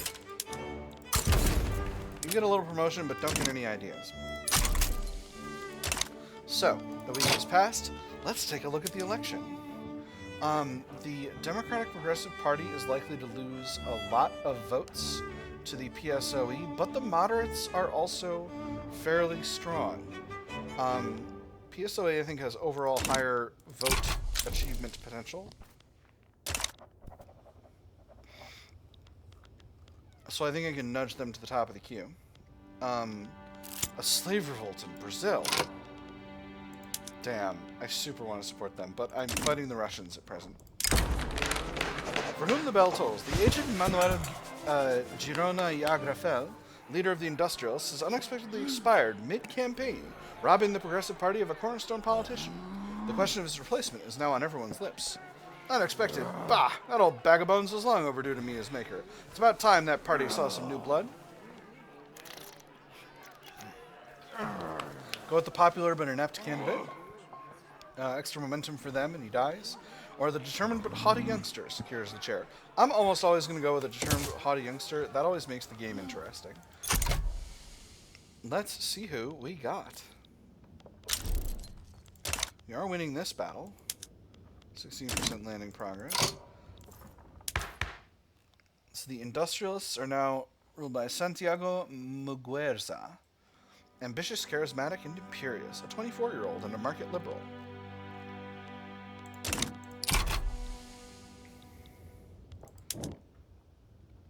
How's the two Spains going? We're losing a little progress here.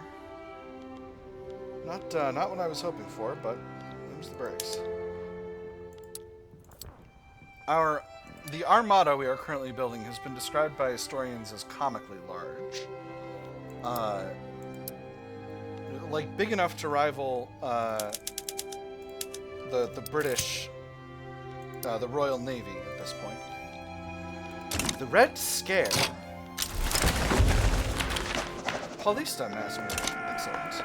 Members of the Democratic Progressive Party have been vigorously warning voters against PSOE's electoral campaign. First, they'll take your boss's house and you'll thank them for it. You'll receive them as the promised savior and kneel before them. Then they'll take your neighbor's house and you'll try to convince them. You'll say, but he's a good man, I know him.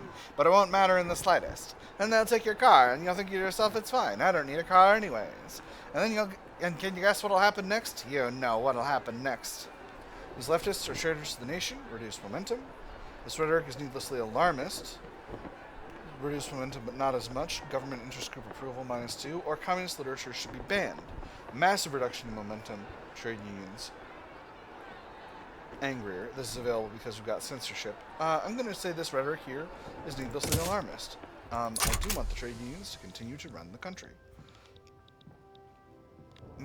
This battle's back to a loss, sadly. 42% landing progress. We're going to lose some. But we got a whole lot of naval bases hiring at present.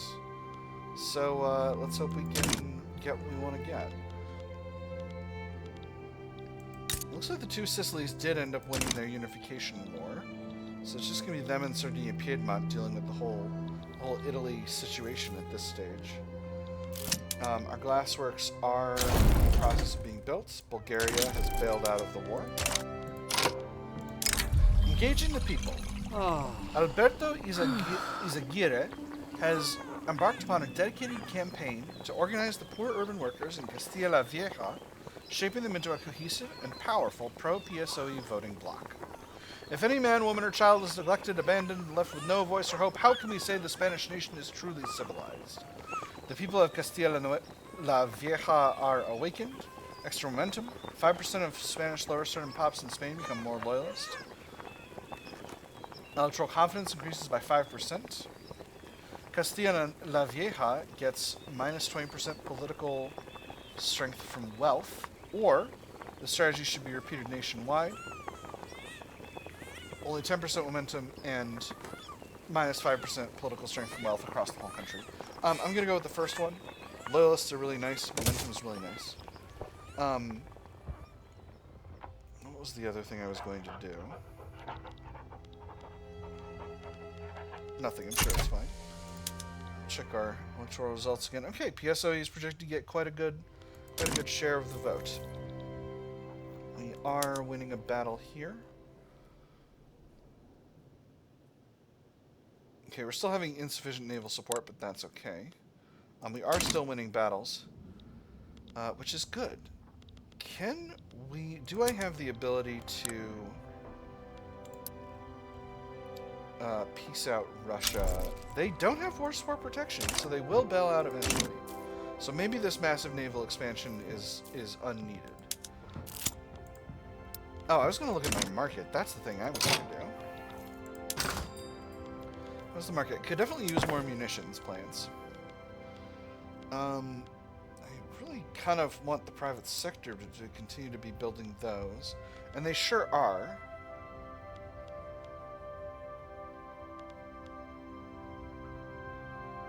Yeah, we'll hang tight on that for now. The Golden Mean. The members of the PSOE have drawn attention to the rise of the Democratic Progressive Party, expressing their willingness to offer a more moderate solution to their political extremism. Have you heard of that dangerous Democratic Progressive Party? I've been told that their members meet at night, plot their next terrorist attack, and eat babies. Babies! And thank God they do. Extra momentum for the Democratic Progressive Party. Sounds a bit far-fetched, but the PSOE is still the sensible option. 10% momentum to the PSOE. I'm definitely going to go with the second one. I like those guys. This is very funny because on the one side we've got leftists who clearly have a reasonable head on their shoulders, and on the other side we've got radical buck-wild liberals. So you know, the right loses regardless, but in different ways.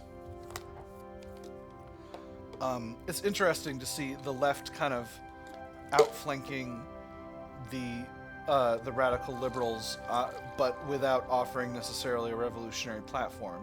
That's a really interesting sort of way to be doing politics in as we approach the end of 1891 here. Spectre haunting the world is still probably not going to go anywhere in our country, which is just fine with me. I will probably allow the construction queue to finish out when it's finished. Because I need the cash. I want to make sure I don't spend too much money on this war. Yeah, okay. Hey, Britain, let's be better friends. I don't necessarily want to fight you right now.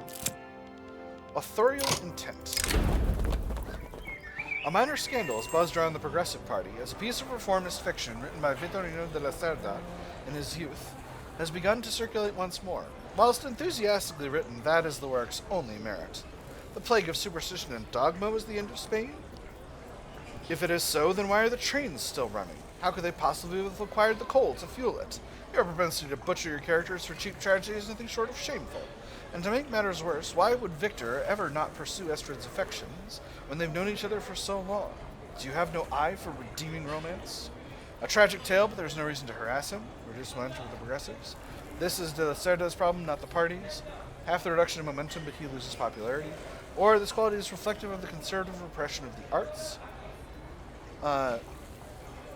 Lower loss of momentum and chance he gets literary. I don't necessarily want him to get literary. I'm just going to say there's no reason to harass him. My experience of Social Democrats in Victoria 3 is the party is around for one election cycle and then they bail.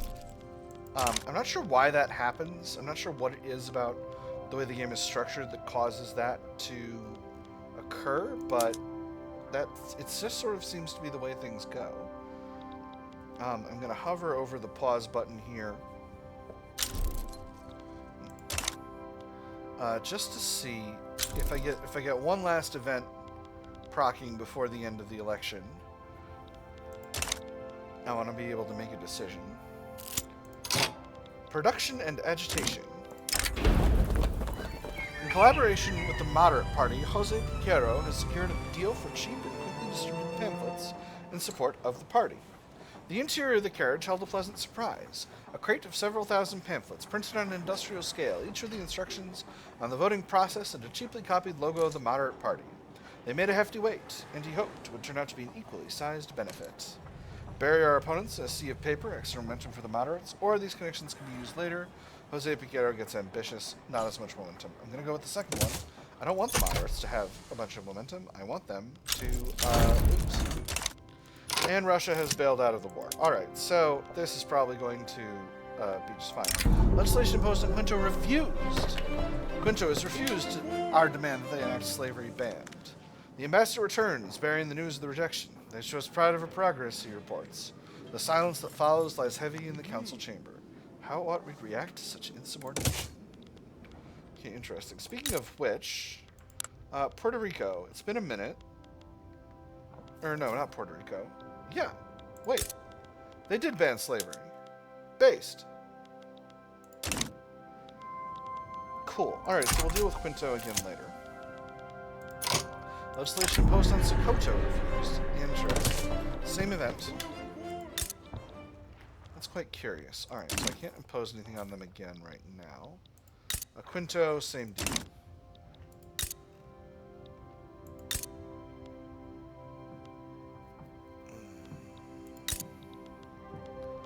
So that's interesting. Okay, so with Russia out of the war, we're basically... This is basically done. We've already landed now, and Venezuela has functionally no ability to resist us at this stage. Excuse me? Peace deal Oh, this? No. It's unrelated. Alright, Venezuela. Be my protectorate.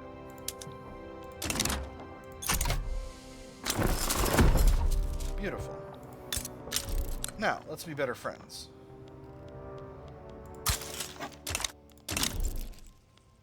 And Spanish Expeditionary Force.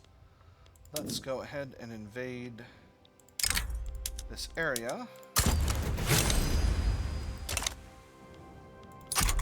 And do I demobilize my other armies? I think I do. First Spanish army can demobilize the second Spanish army.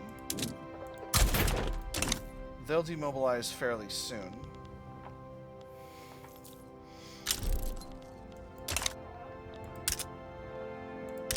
Oh, right. An unstable government. That's not ideal. Alright, let's pull the trade unions back into the lead position. And let's see what else we can do. I could go to graduated taxation. It will provide more cash flow, but I don't necessarily need more cash flow at this stage. Regulatory bodies, that's very good. Wage subsidies, that's just fine. I want to keep censorship for now. Yes! Yes! No, just kidding. I don't want to go to a Council Republic in this run. There will be runs where we will be doing Council Republic, but not today is not that time. State atheism? Who wants state atheism? Nobody. Why do we have enactment success chance? Because I have movements associated with it. Alright, interesting. Legislation imposed on Argentina refused. They wouldn't ban slavery either. Well, gosh dang it. What's going on over there? For God's sake, sort yourselves out.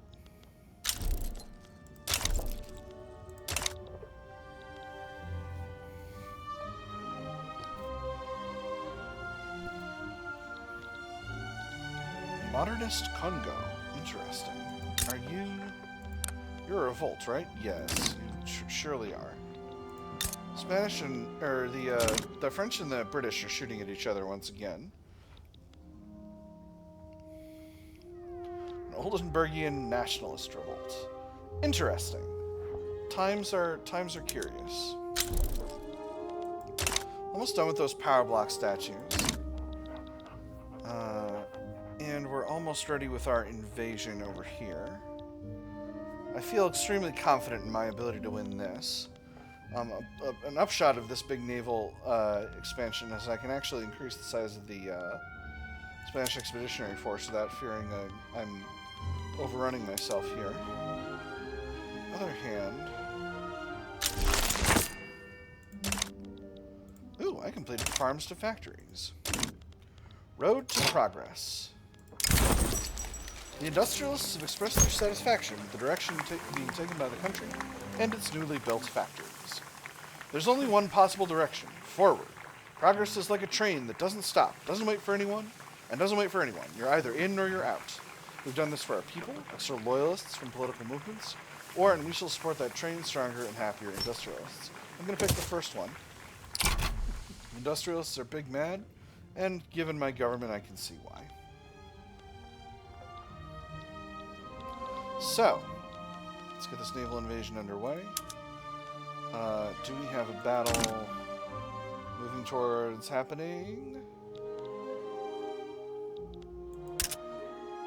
I'm still on reject here. Yes, we're progressing towards a battle now. This should be very quick.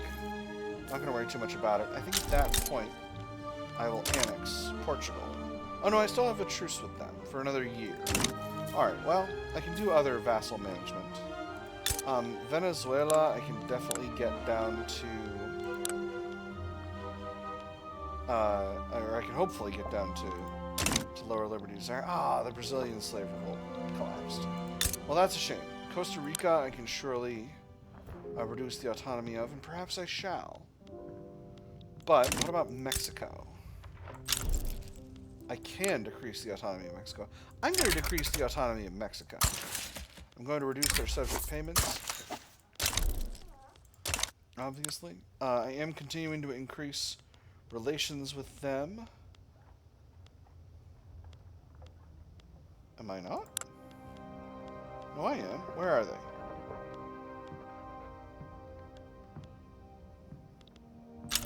Oh, they're New Spain. They've become New Spain once again, so they're this line. Oh man, I was thinking of completely the wrong flag. Well, that's delightful. Any changes needed to their domestic policy? All right, I'm no longer at war, so that should be fine. They're working on census suffrage. That's delightful. Couldn't be happier, TBH. Austria is going after Poland.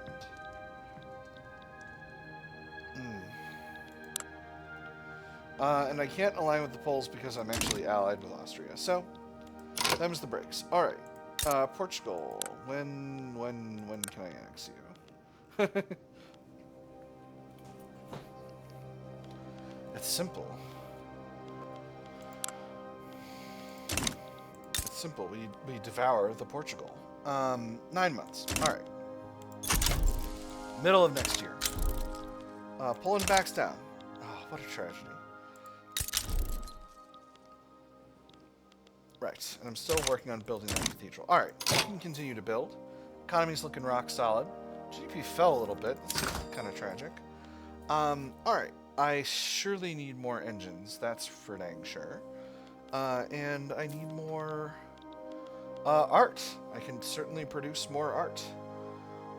And more lead. I need more lead. And that's an easy thing to build more of, to produce more of. So, let's produce more of it. Lead mines. Where are we? Murcia and Alta Andalusia. Easy peasy. 13 levels here. 10 levels here. Not a problem whatsoever. After that, art. It's art time. Now there's more art. Where are we at? Arts academies. It seems like we can live with a large number of arts academies. Let's throw down another 13 levels in Baja Andalusia. That should be enough in terms of construction for now. I can actually afford to increase my other things. I've got my army... Oh, okay, hold on. Let's bring the fleet back to Spain. And there's Trenchworks. Beautiful. I need a new military leader. You're a Galician moderate. In you come.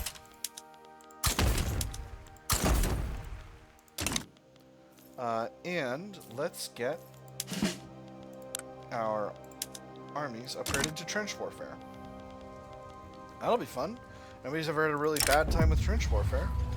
The Anti-Russian Association has offered us an opportunity to provide military assistance to Sweden. Their proposal, if accepted, is intended to counter Russian interests. It was a veiled sort of aggression, one which could, in theory, appeal to both ardent jingoists and those who preferred to mitigate losses. It would force the enemy to respond, possibly drive them towards reckless confrontation, in response to a seemingly benign maneuver. A plan to fight Russia to the last Swede, one minister remarked. The representative flushed. He practiced responses along both lines, but none of them quite fit. We'd be happy to pursue this. Or this is not in our interest. I'm going to say we'd be happy to pursue this. This just adds a lobby thing. I could surely reach an agreement with Sweden on this topic. Let's draft a treaty. Oh, they don't want me to build in them. Power embassy? Unlikely. Military assistance, they don't desire it. Well, We'll have to improve relations and then see how things go. One day my industrialists and landowners will not be unhappy anymore. Today is not that day. The Madrid Advocate, an explicitly partisan newspaper founded by members of the positivist movement, has published its first issue. Between advertisements and political cartoons, it hosts a ruthless critique of government policy. There was a certain brilliance to it. By printing it on the cheapest paper, by skimping on ink, by flooding it with advertisements and large text, one could produce a profitable paper for only a penny per copy, whilst its competitors sold for 5 or 10 times that amount. By making the paper relentlessly and shamelessly endorse a certain viewpoint, one could have every working person in the city aware of it by evening. If one's competitors refused to stoop that low, they would become responsible for their own suffocation. How long can a partisan paper last? Stronger positivist movement? Or is that so deny them a printing license, more active movement but weaker? Positivist movement's currently at 29% active. I'm not at all concerned about that, so I'll do the second one. Them being weaker is good for the country. We've got a very active Amazigh national movement. In quite a few states. What states? Spanish Al Rif, Inner Morocco, East Sahara, Tunisia. Wow.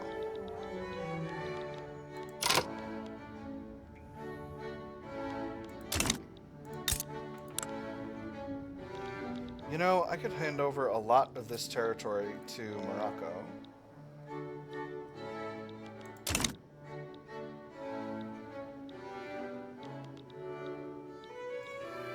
And it wouldn't be a problem. Mauritania. Where's Al Rif? Hold on. Isn't Al Rif in... Oh, I still have these tiny treaty ports. Hey, Morocco.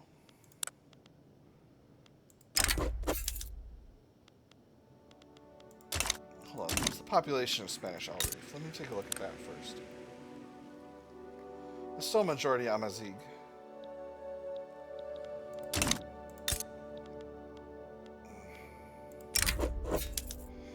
It's fine. It's reasonable. That's their core territory anyways. So what does that do to the Amazigh national movement? Well, we'll find out in a second. A stable supply of power. The recent expansion of the power plants in Castilla and Nueva has inspired faith in a future where all of Spain is electrified. Trapping the power of the roaring rivers and waterfalls by transforming it into the power of a thunderstorm must be a sign that we're approaching the final stage of man's mastery of nature. Are we ready? Morally, intellectually, spiritually?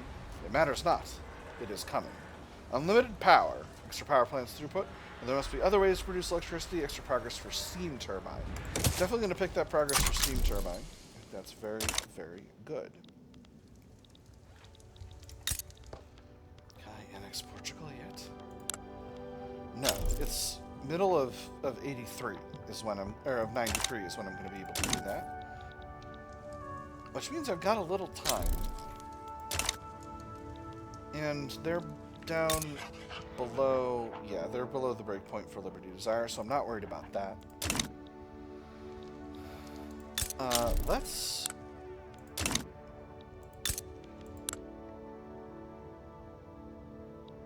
Can't reduce anyone's liberty, anyone else's autonomy right now while I've got New Spain rising in Liberty Desire. Or not rising in Liberty Desire, but above 65. Condemn slavery. Our rival, the United States of America, continues to practice slavery.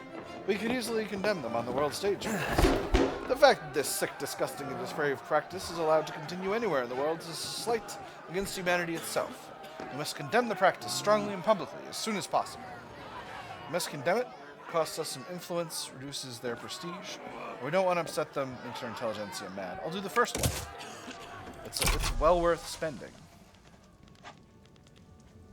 One day our industrialists will be happier. Our landowners too, although I don't really care about them.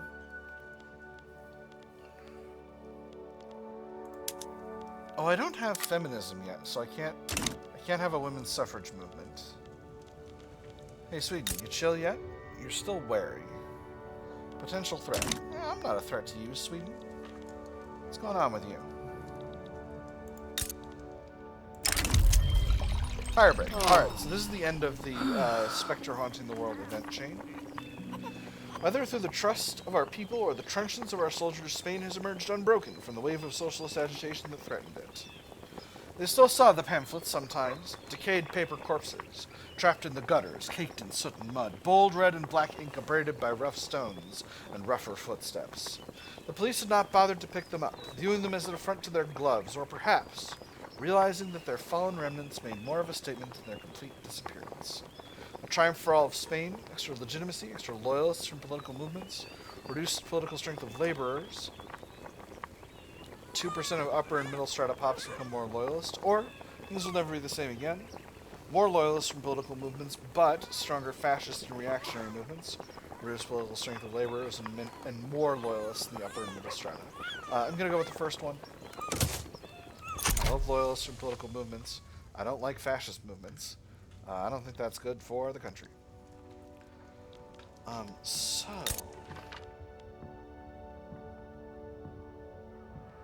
interesting. We have an interesting situation here. I'm now working on those arts academies. I need more paper. Golly. Do we have electricity shortages? We sure do. You know what? I'm just going to hit the subsidized button on power plants generally. And that should, at least until we get steam turbine. That's going to make that a lot easier. Low organization for Spanish Army. Why are you low in organization? Because something goofed up with your giblets here. That's so curious. Alright. That's sorted out for now.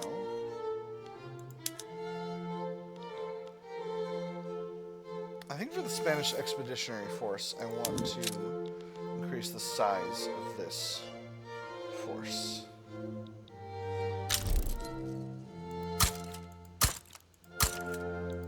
Oh, you know what? It was probably in Spanish Al Reef.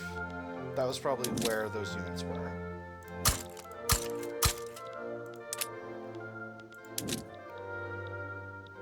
That's probably why it went down in size. Okay, that's fine. Now I understand. Alright, we need more paper. We need more paper, and it's not close. These are urban buildings. Private sector is building a few of them. Let's build up Castilla Nueva. We'll build up to 10 levels there. Catalunya. Build another 5 levels here.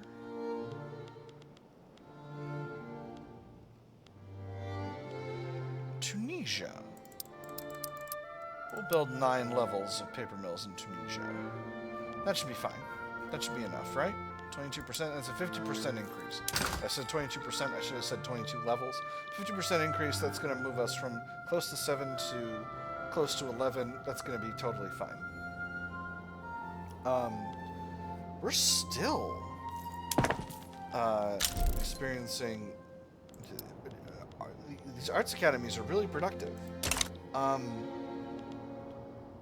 Where have I got paper mills? Because that's what's going to be useful for these arts academies. Is there anywhere I've got paper mills and tooling workshops? Actually, wait. How long until I've got photography? It's going to be a while. It's going to be a while. Unless I've got it spreading, which I don't. So, only paper mills matter for now. And where have I got those? Let's take a quick look. Gonna have big ones in Catalonia, so let's build ourselves an arts academy in Catalonia.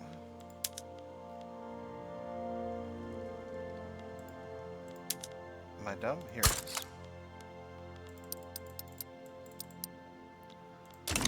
Delighted that arts academies are actually able to be profitable at this stage.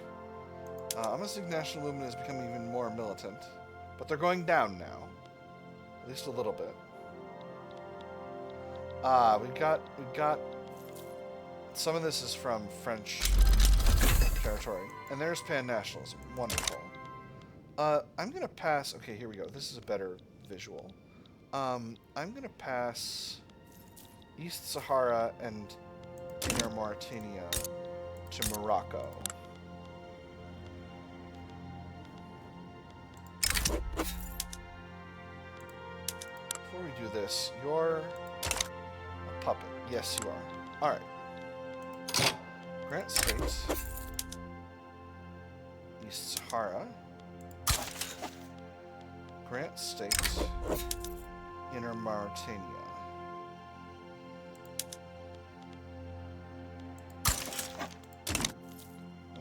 That's gonna defang my Amazigh national movement. There we go. They're gone. Alright. Perfect. And now we have one peninsula. The rising pan-nationalist sentiment spreading across Europe has made its way to Spain. Dynastic unionists and internationalist radicals alike have come to call for the unification of Iberia under their preferred form of government. The union of Spain and Portugal is advantageous for both countries. It is natural, it is just, it is legitimate. It is necessary. Indeed, we shall say more, it is inevitable. Anything that works against the union is harmful to both peoples. Anything that strengthens it is beneficial. The difficulty lies only in finding the means to realize this great idea in spontaneous, free, and honorable manner for both.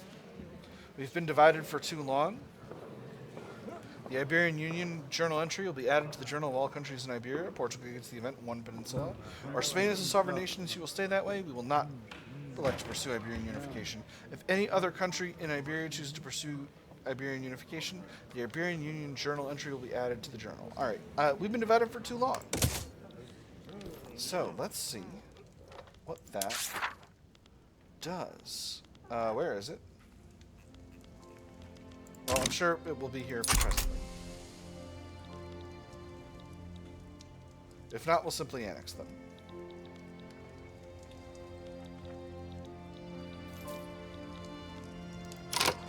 Okay, it seems not to have fired. I think I jumped the gun, taking over Portugal too soon.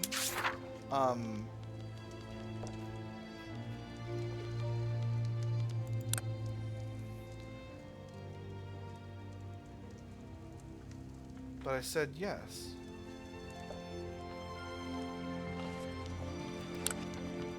Oh wait, I can just do this. I can just do this. I'm holding the whole thing. Okay, form Iberia. And I think this will annex Portugal by default. So let's do it. The union of Portugal with all the former kingdoms of the Spains has brought about a unified Iberian peninsula. The tolling of the bells is often heralded tragedy in the peninsula, war, plague, fire, and the death in their wake.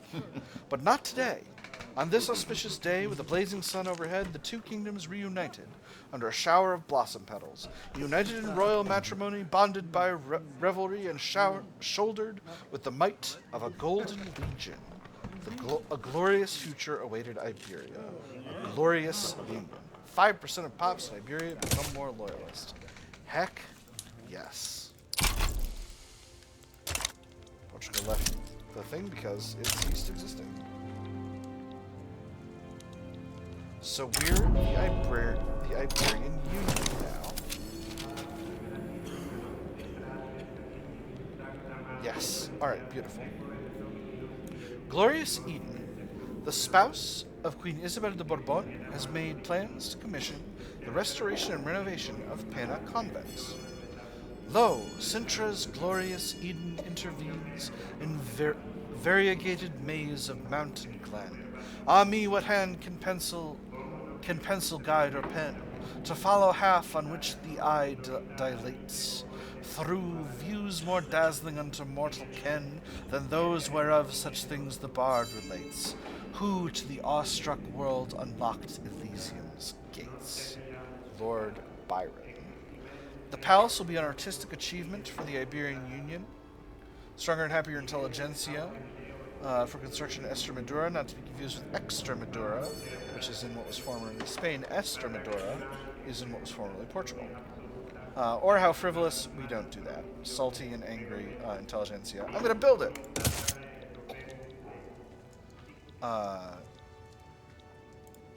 Extremadura, where are you?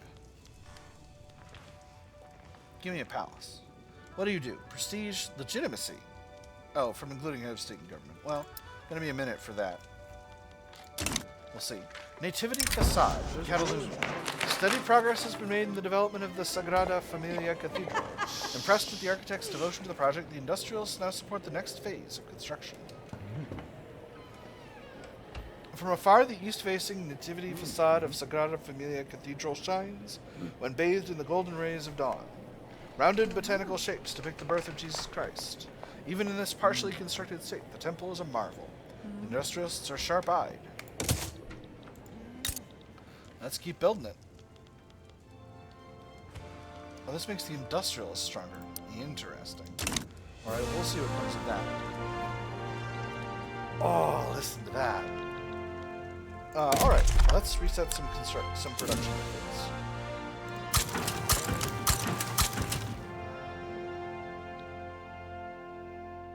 And we need to electrify the country.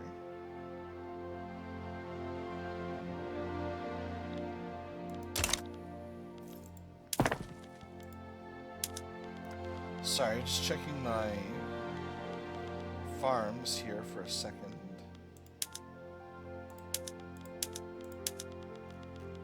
Making sure that we're running soil enriching farming, which we should be. Okay.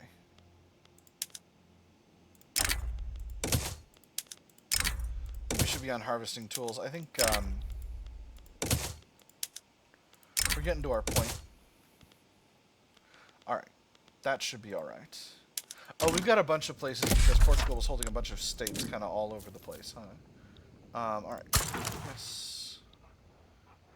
Madeira. That's fine. And then Nova Goa. These states here in Africa. And what else? A little bit more space in Africa. Oh, and I can't do all them because I haven't electrified those areas. Alright, so... Oh, interesting. So Entre Douro y Minho is its own state now, which is Excitebike. So let's electrify the place. Just need one level of power plants. Here, 11, we're going to do 2. Estremadura already has a power plant. It's going to need another. And then Alentejo is just going to need one level, and it's already under construction. So, let's go ahead and throw these at the top of the queue. It's going to go really fast. They'll be doing just fine. We shouldn't be short of bureaucracy too much longer, but if we continue to be short of bureaucracy, that's just fine. Is this area incorporated? Yes. It's incorporated for free. Alright. Beira and Douro y Minho both have shortages of taxation capacity. So let's go ahead and build up our government capacity in these areas. We'll also throw those to the top of the queue, I think. Am I spending authority on anything other than consumption taxes and suppressing the car lists? I don't think so. Could I be doing consumption taxes more efficiently? Not really. Not at this stage, no. Alright, beautiful.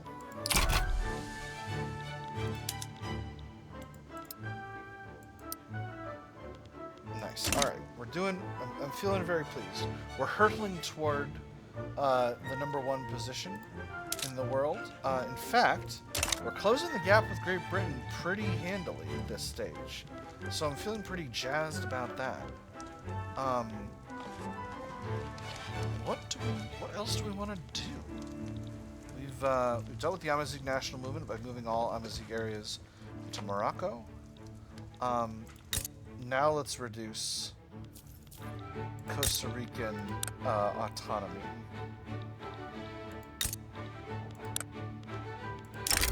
And the best part, because we didn't annex the area, we don't get that decaying that rising liberty desire from other countries. Actually, Mexico is feeling more libertudinous on account of I don't have a sufficiency of army power projection. Go to open hearth process for steel. That's going to make our steel more efficient. Second Spanish army is short on leaders. You know, I need to just clear out these leaders who are not great. I think I'll kind of shove them into the home guard. Why? Oh, right, because I just took a bunch of territory. Alright, so we got a landowner's dork. We got a Miguelist. What are you? This leader supports an absolute monarchy founded upon Catholic values. They reject the outcome of the liberal wars, which removed the traditionalist King Miguel I from the throne of Portugal. Oh, interesting. So you're a different form of reactionary. Cool. Hispano-America has been completed. Finally. Alright. Beautiful. With the signing of the last treaty, the Iberian diplomatic relations with her former subjects have been clearly defined, with the voices of cordiality and mutual benefit triumphing over those of revenge. As the last delegate departed, the ambassador's mind drifted from practical matters. A century ago, such a meeting would have been between master and servant. Now they met as equals. He lingered on the thought, uncertain whether it stirred pride or sorrow. How would his grandsires judge this turn of fate? And how would his grandchildren? Above all, how would the Almighty? Were Spain's dominions not once held as God-given? No matter. All he focused on for now was one simple thought. A mother and her children reconciled at last. Relations with all former colonies improves by 30. 100 extra leverage, extra influence, extra leverage generation. Nice. There's but one country to bring back into the fold. Brazil! Still amazing. Really healthy number of loyalists now, and standard of living is going up. GDP is rock solid. I think I need more government increases, but let's have a look-see here before... No, we're still going down. Alright. Pretty good. Don't have unrealized taxes anywhere.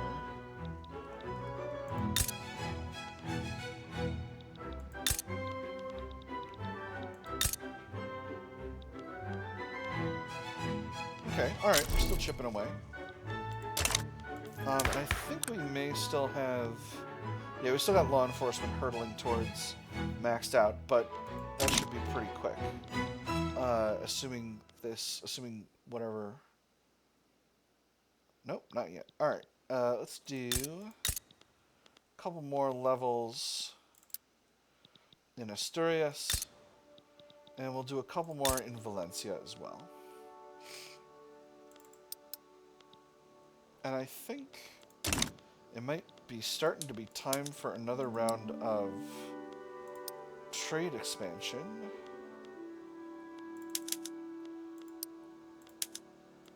Yeah, I think it's time for another round of trade expansion. Do as we do, start in the capital and go clockwise. Trade capacity is not being underutilized in the capital. Estado Vieja, we're good. País Vasco, we're doing just fine. Aragon does need an increase. 10 levels trade capacity. Catalunya, 16 levels trade capacity. Valencia, 13 levels trade capacity. Murcia, heck? Why is your trade capacity so weird? Alright, well, we'll leave that be for now. Alta Andalusia, you're going to need another 20 levels of trade capacity. Baja Andalusia, you're doing just fine. Your trade sector is actually completely imploded. Extremadura, you're fine. Leon, you're actually maxed out. 6 more levels. Galicia, 5 more levels. Asturias, 5 more levels. And then informally Portugal, Antedouro y Minho, 10 levels. Beira, you're good. Extremadura, you're good.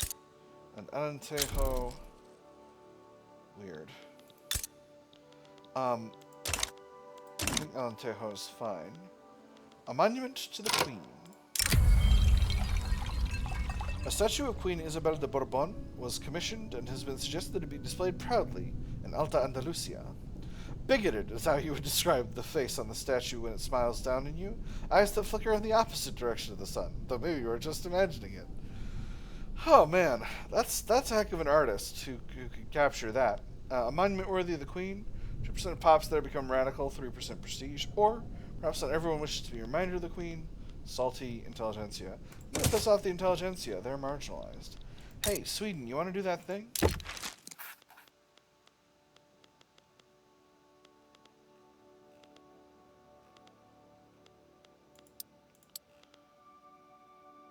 Where's military support? I already got it in there. Well, things are silly.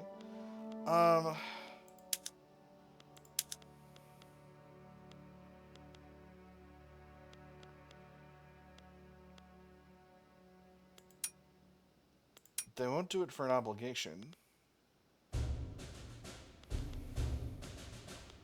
What if I guarantee their independence and they give me investment rights? Can't do it because I don't have the influence. Interesting.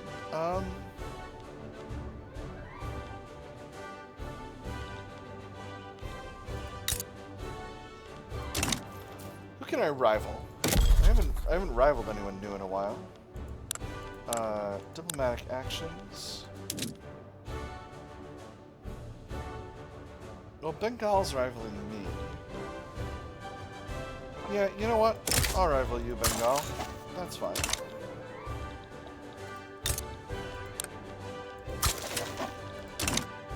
Alright, now. They certainly will accept. Let's do it.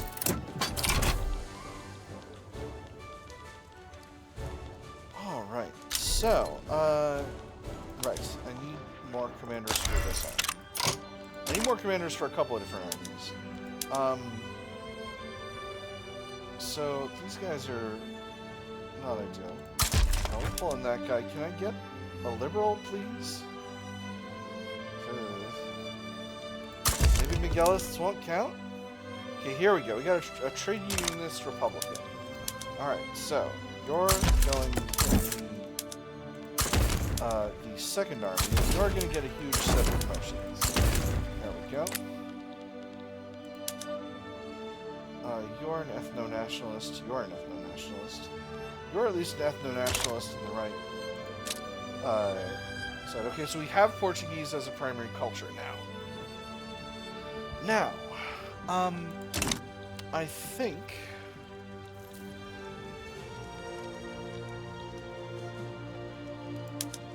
I still can't simply devour Brazil, but suppose I wanted to take some territory. Do we have a truce? Is that what is happening? We do, for another 7 months. Alright. Never mind. I guess I'll chill. Stop devouring places. Alright, there's my anti-Russian association not getting happier. I thought I was getting happier, but it was just a lobby opportunity to spend a bunch of money. That's dumb. Why would you do this to me? The fickle crowd. The popular... How could you do this to me, rural folk? Rural folk, you bastards. The populist base of the rural folk has turned against supporting foreign entanglements. Pressure from within the group has led them to distance themselves from the Anti-Russian Association. Iberian needs first. The people say no to foreign entanglements and no to foreign treaties. Prosperity at home or chaos abroad. No foreign power could successfully attack a fortified Iberian Union. It was a mistake to rely on them. They leave the Anti-Russian Association, or they must steer clear of these populist tides. Reduced interest group attraction. I'm going to do the first one. I think it's really funny that they strong-armed me into doing that thing with Sweden and then immediately bailed out. That's so funny. What a good troll. I got successfully trolled. I got trolled hard. Alright, I do want to make Wimberg puppet.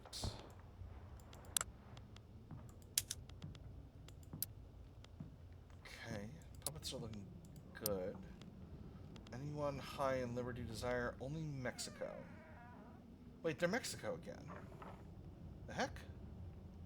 How is this happening?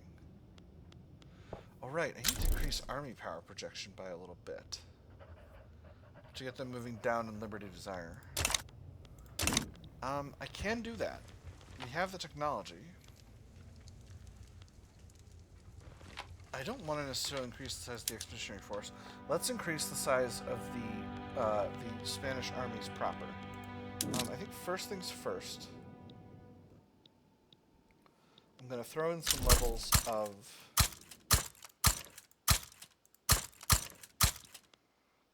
I'm rounding up my numbers here. Is this right? It's not ideal. It's not perfect, but it could be worse. I think first I want 10 levels of infantry in each army just to build them out. And then we'll do another 10 levels of infantry and 10 levels of artillery.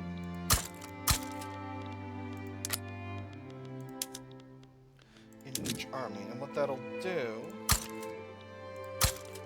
is make sure we've got a little bit of a buffer of infantry while still simultaneously providing us with a rock-solid artillery base. Now, I am working on these trade centers, but I actually think the barracks are more urgent because of the whole business with Mexico. So, let's just go ahead and throw them at the top of the queue.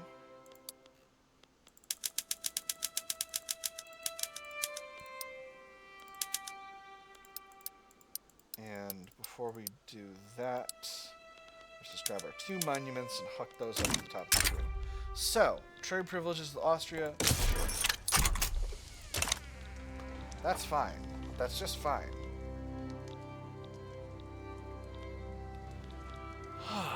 Now, where do I want to go next? I've got so much to do. I want to ultimately go after Brazil. I think it just makes sense, now that we've united Iberia, to unite our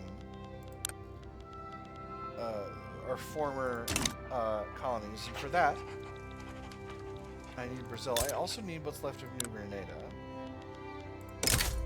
I can meet them and protectorate right away. They might accept. If they don't, it doesn't matter.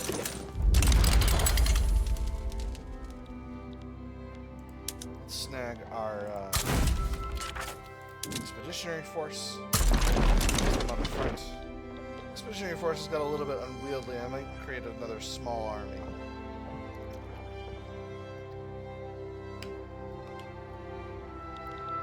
Or I might transfer some units to the Home Guard. Who knows? I think that might be the better call. Although, actually, maybe I want different... maybe I want to split the Home Guard.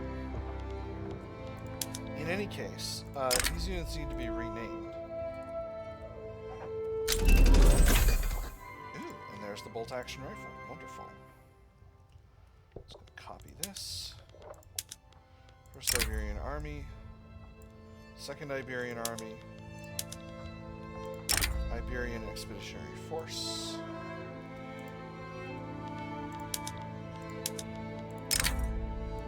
And the Iberian Home Guard.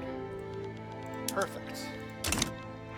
Do I have journal entries for becoming the Iberian Union in any way that matters? Can't form a nation.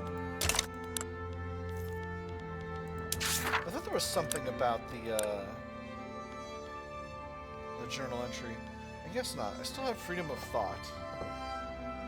After that, it's the freedom of trade and the expansion of liberalism. Ooh. Huh. Curious.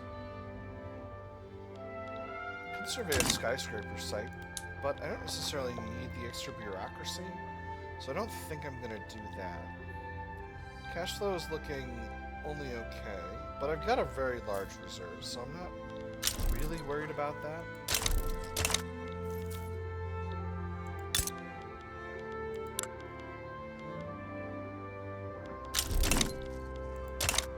very soon I'll be able to go after Brazil.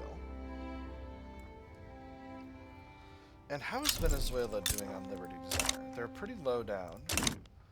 As we increase our power projection, that has solved the problem with Mexico. So their Liberty Desire is going down much faster. Oh, they've become Mexico again because now I'm the Iberian Union, so they're technically not the subject of Spain anymore. So they're not New Spain, they're Mexico again. That's funny.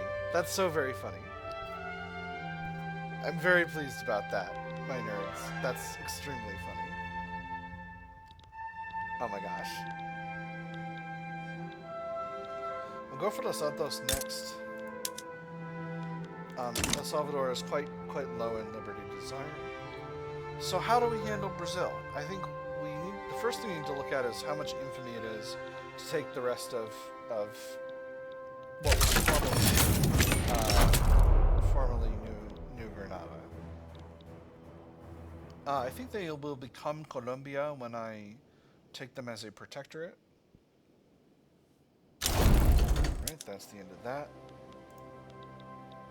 Let's wait a week. Nope, they're not Colombia yet.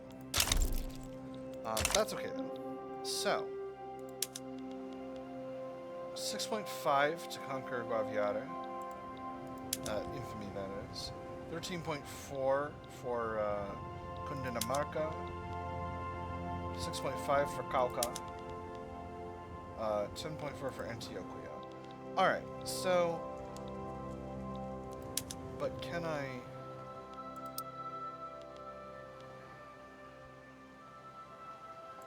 instead try to ban slavery? I could have Bengal and Prussia against me. So the question is, do I feel like I can take them? Prussia, 64 battalions, I feel extremely confident I can take them. Bengal, 161 battalions. Let's take a quick look at what kind of military production methods they're rocking. They've got skirmish infantry and mobile artillery, so they're not up to date, but they're not too far behind. I'm a little bit short on bureaucracy. Let's put those up ahead of the queue.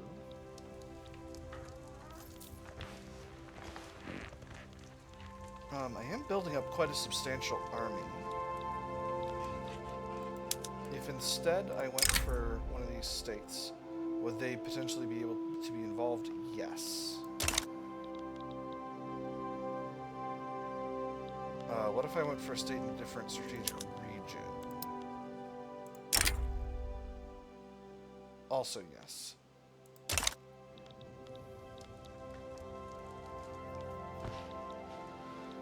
Well, no one lives forever. Let's do it.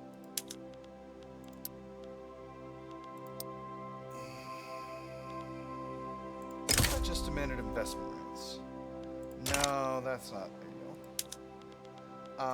Let's get concrete. Let's not be silly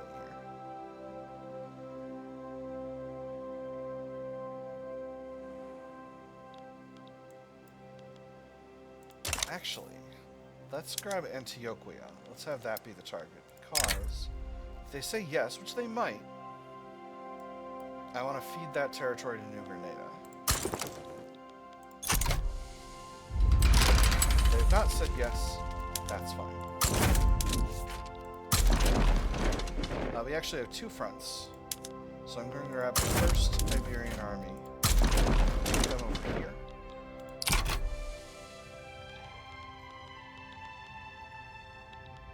And let's add our other war goals. We want Antioquia, we want Cundinamarca, Cauca, and Guaviare.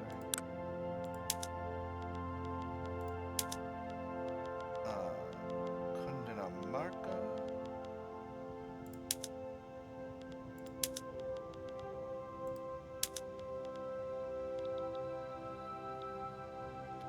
Cauca. And Guaviare. I think it would be nice if they backed down. I got 87 maneuvers. None of these are too, oh no, these are causing me extra infamy. Gosh dang it. Why don't they say they're causing extra infamy? It's fine. It's fine, it's fine, it's fine.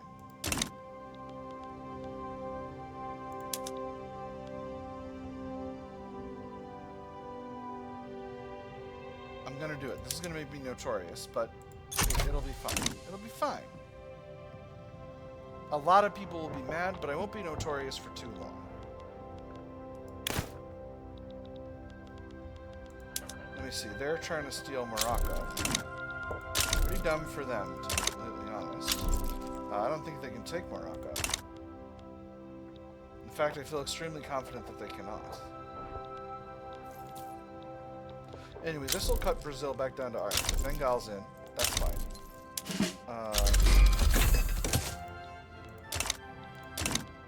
Get the lads together. Alright, so next thing. Let's split the Iberian Home Guard in half.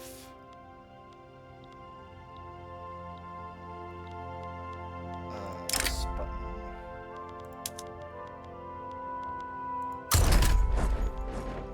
So we got 2 units. And then Second Iberian Army. Let's keep them where they are for now. I might be able to do a quick naval invasion to cut Prussia out of the war entirely. We'll see kind of what becomes of that. Oh, I'm adjacent to Bengal. Oh, never mind. Hold on. I can steal some more territory. But I don't actually desire to. Well, so the problem is, do they have an alliance with Brazil? They do. So they have the opportunity to add a war goal. So I actually am going to send the Second Iberian Army to Bengal. Now, what about the Prussians? They do as well. Okay, interesting. So they can set a war goal as well. I may have miscalculated here. We'll see. We'll see what it's gonna take. I need more ammo. Let's stop being coy about this. I need more bombs. We'll go to bolt action rifles. I've got oil in the market. As I should. Yeah, I got some.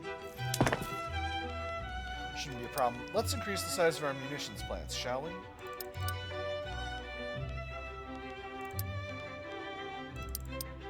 There we go. That should be quite a substantial increase. We'll double them. Guns for days. Let's, I really forgot to go to electric street lights for these areas. So that should be just fine. So I should have enough enough munitions and not too long. It's obviously going to cost me a huge pile of cash while I'm working on it. But that's okay. I need to watch the war goals over here. I need to listen for war goals. France stopped damaging relations. Exciting. Oh, no, it's just because I made myself really infamous and made life harder for me. That's okay. Sind backs down against Persia. That's interesting. Whatever that was about.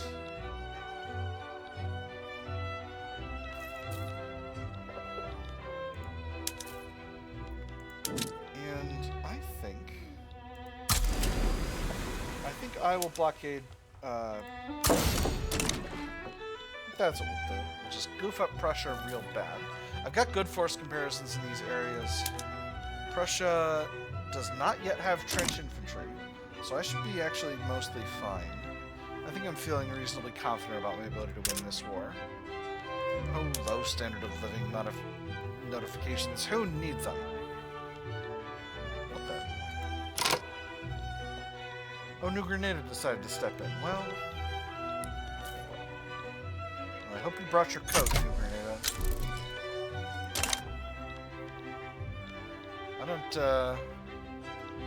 I don't have that many actual physical armies. Maybe the answer to this is I actually build another small army.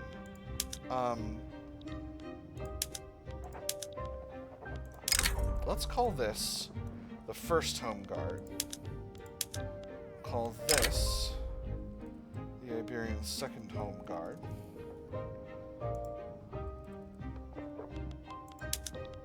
And create a new army.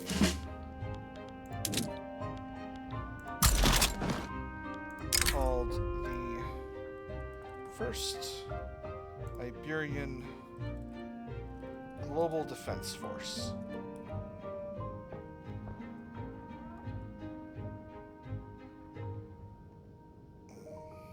I can't name them that. We'll just call them the Iberian Global Defense Force. This is just going to be a home guard that we send abroad. All right.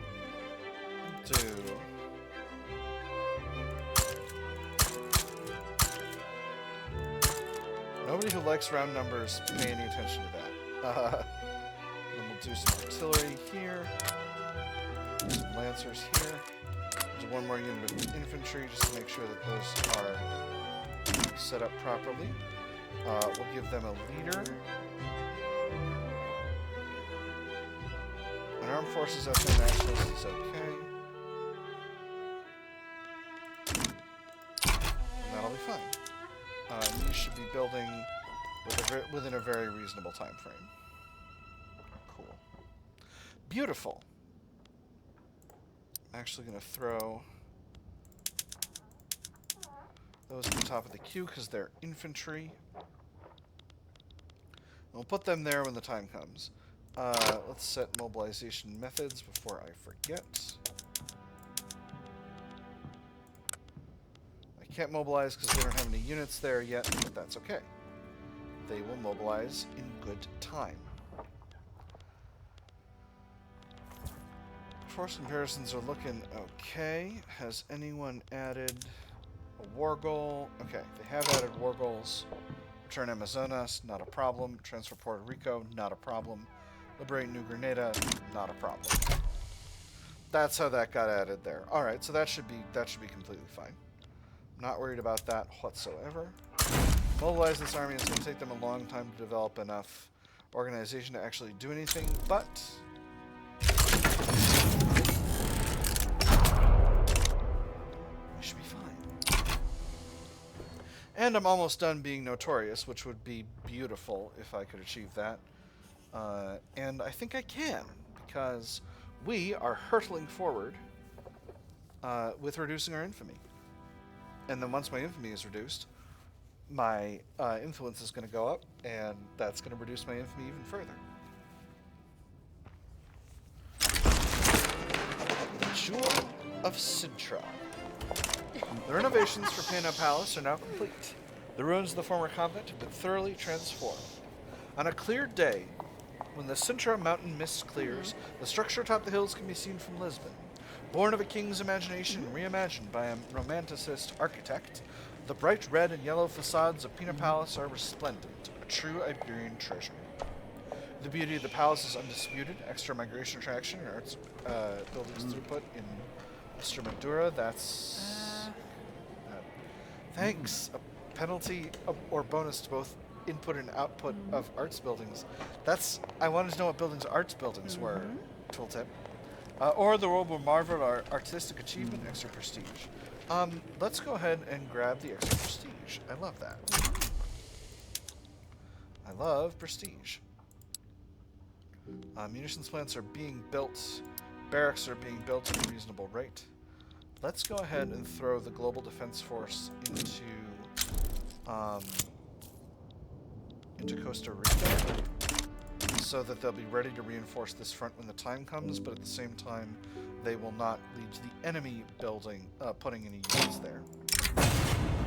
A dangerous business. The efficiency of our whaling stations in Azores, that's the Azores Islands, has proved to have a dangerous counterpart, and death has become common to almost every voyage. It is a high price to pay, but the profit is equally high. The body of the whale lies as wide as the sky. Its head has been emptied and the barrels of oil are stained with blood. A voice resounds throughout the wharf.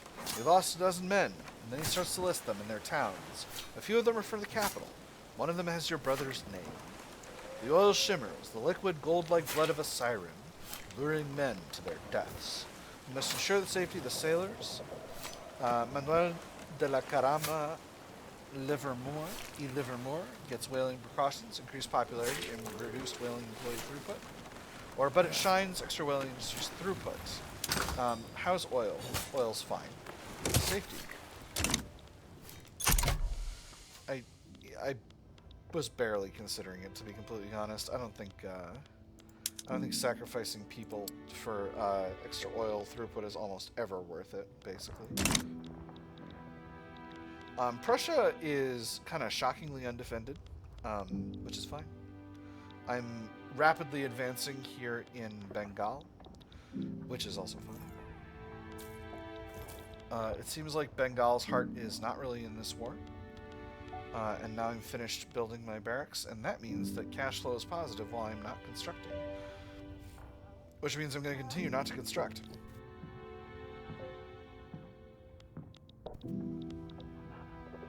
Now, it'll be another 5 years before I can go after Brazil again, but hopefully, by the time that happens, they will be weak enough that they will not be a major anymore, and then I can simply turn them into a protectorate. Let's take a quick look at my subjects. Nobody with too high liberty desire. That's very good. Only Mexico is up there, but they're going down by a reasonable rate, a very, very reasonable rate, now that my infamy is back down. What about my protectorates?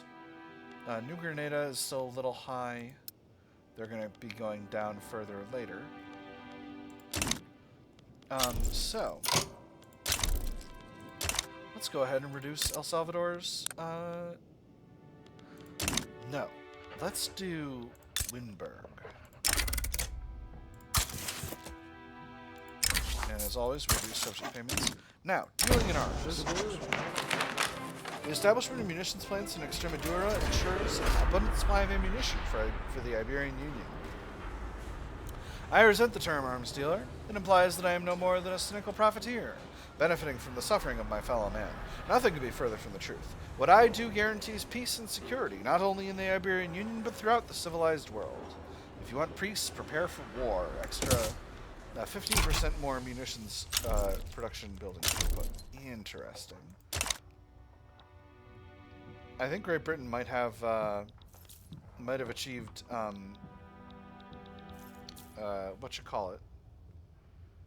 malarial prevention, because they are spreading pretty fast in Africa. I need a little bit more a little bit more bureaucratic capacity in order to continue to function here, because my bureaucratic capacity is pretty low. What am I spending all this on? Oh, I got a bunch of frickin' nationally owned building levels. That's what's going on. That's what's happened. Alright, how is this army? They're doing okay. Let's go ahead.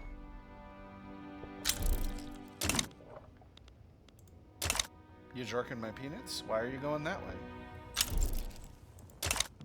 Well, it's fine. It's fine. It's fine. It's fine. It's fine. The fronts have not fully merged. They're sort of, they've partially merged. Our force comparison here is very good, though. In any case, once we've got a hold of the rest of these states, this war is going to finish out within a very, very reasonable time frame. So I'm actually not super worried about that. Oh, Prussia's having a socialist revolt. Well...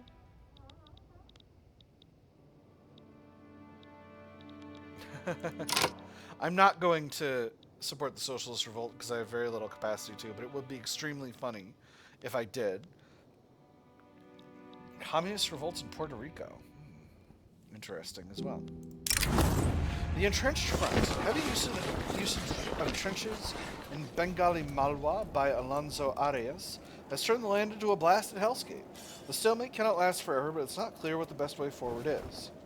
Have you ever been there in the trenches? It's less lonely than you think. You have friends everywhere. The rats will be with you every day and night, even when your mates die, they'll stay right there with you, just below, in the mud. You must entrench further in Bengali Malwa. Alonso Arias gets Trench Rat. Bengali Malwa gets Zone Rouge. Extra mortality and reduced agriculture, ranch, and plantations throughput, as well as 10 devastation. Or, we can't let our defenses stagnate. He doesn't get Trench Rat. The penalties for Malwa are lower, and we get extra progress on defense and depth. I'm definitely going with the extra progress on defense and depth. We're not doing as well as I'd like to be technologically.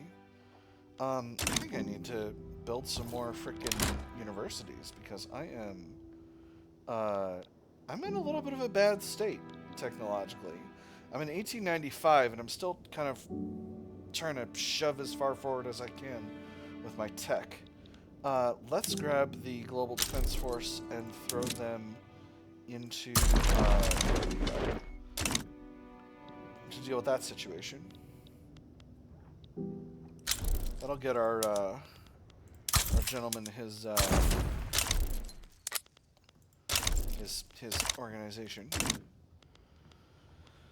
Alright, and then we've almost got a hold of Cundinamarca here, and that's going to be the end of taking territory here. Now I could build up a single large... Oh my. Is there a general European war happening?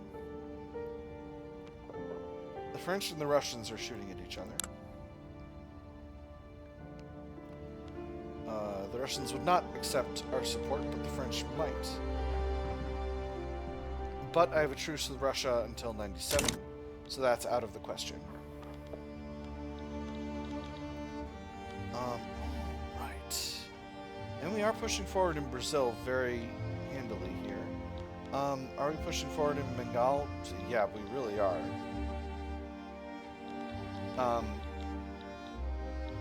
Sorry, Bengal. I didn't want to do this. I want the record to show that I did not wish to do this. Alright, so they should have no war sport protection. We have a patriotic union again, and we are having a new election. Let's take a quick look at war goals. They will not accept anything close to annexing all that stuff, but that's okay. Sir, where are you going?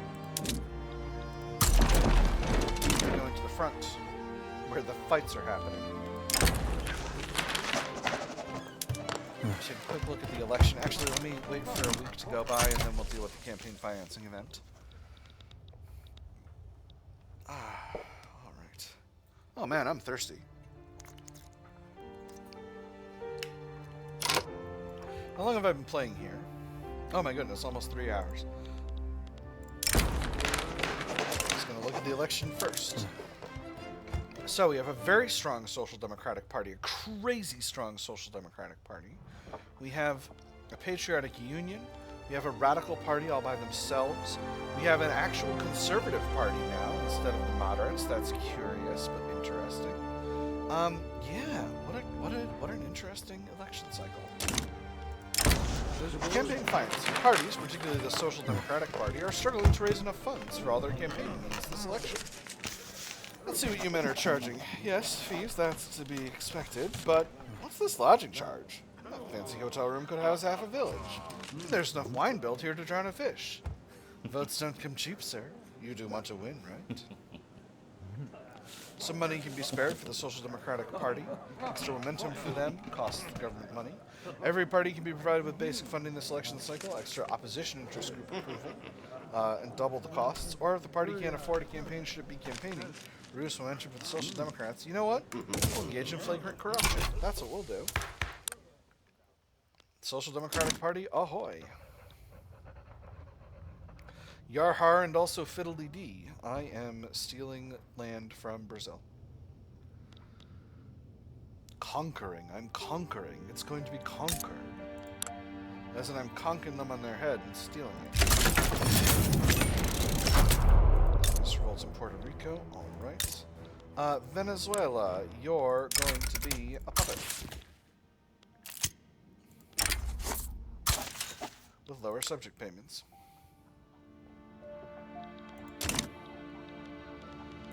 Bourgeois fears. That's an interesting event to be having.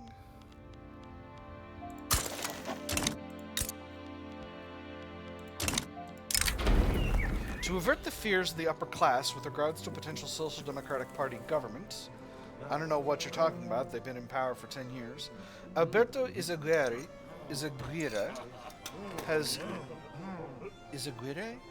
Alberto Izaguirre has carried out a series of meetings with wealthy influencers, stressing the importance of reform, still adhering to Iberian values.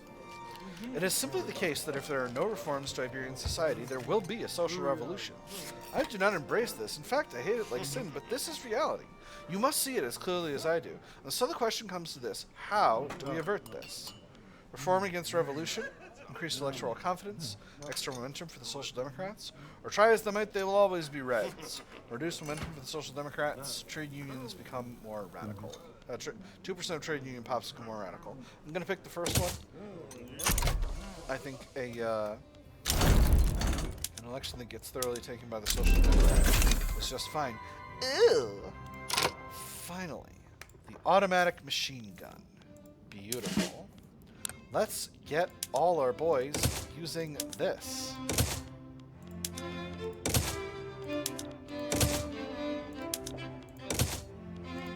This is fine.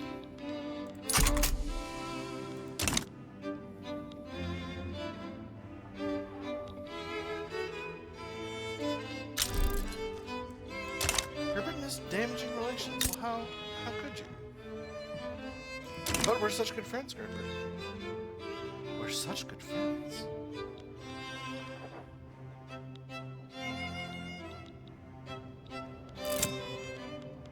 The good old days.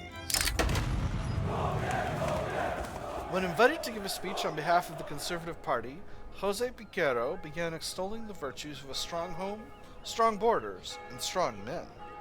The public reception was mixed. Truly, I dare say, the men are no longer men. They're coddled with books as if they're a substitute for a real adventure.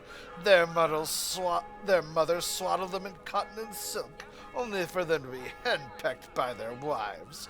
And heaven forbid they take a pint of beer. One sip and they need their fathers to carry them home. Won't someone think of the children? Extra momentum for the Conservatives? Or rhetoric cannot disguise what Piquero wants.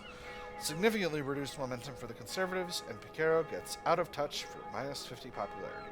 I'm going to do that second one. If we play our cards right here, we might be able to get both the Catholic Church and the landowners to below 5% influence. And when that happens, we might be...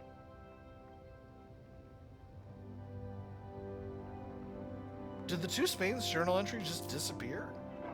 I think it did. I wonder if I changed tags and that just invalidated the journal entries. That's a little bit of a shame. Because the two Spain's journal entry feels like it's really, really hard to finish, actually. That's why we're back to having generic party names. Oh my goodness. That's so curious. That's so very curious. I don't know what to make of that. Commander commends Civic Coalition. General de la Fuente has made public statements in support of the Progressive Party, bringing into question the political neutrality of the military. It is my duty to defend the nation and its interests. Politics is as much part of war as battles and logistics are. I don't see the problem with doing my duty and doing what I can to make sure those who are best fit to protect the nation end up being the ones in charge. So he's the Iberian Expeditionary Force Republican aligned with the industrialists. He can say what he wants, it gives them more momentum. Reprimand him, good soldiers don't give orders, they take them. Or if he likes politics so much he ought to get involved, he becomes the leader of the industrialists. The industrialists are currently headed up by a market liberal. Yeah. Become the leader of the industrialists. See if I care. Alright, so that pulls him out of being a general where he was. No, we're fine. We're fine. It's fine. No events popping off. Great Britain claims the Sunda Isles. Oh yeah, I do have some fellas there, huh? How much longer on this? I still need to do substantial fighting. But I'm getting good chunks of Brazil at this point. Again, I would prefer not to dismember them. I would prefer to take them whole. If I must dismember them, I can. In fact, that might prove to be the better call, all things considered. Let's pull the Global Expeditionary Force back to Iberia. If this becomes goofy... Oh, the Second Iberian Army, let's pull them back to Iberia. I forgot Bengal had bailed out of the war. Alright, so now they're below 0. And they'll be ready to accept peace quite soon. All of their allies have already escaped the war. So yeah, why don't you give me all that stuff? Why don't you give me them states, Bill? Alright, so now I want to quickly check something. Guaviare's population is largely Amazonian, so they're a bad example. Antioquia largely Afro-Caribbeño. Antioquia is North Andean. They're fully accepted. Okay, so this is interesting. Oh man, hold up. r/hold up.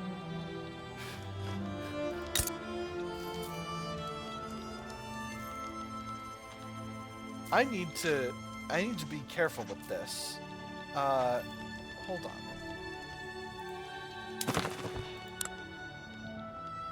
I need to release Amazonia. Here.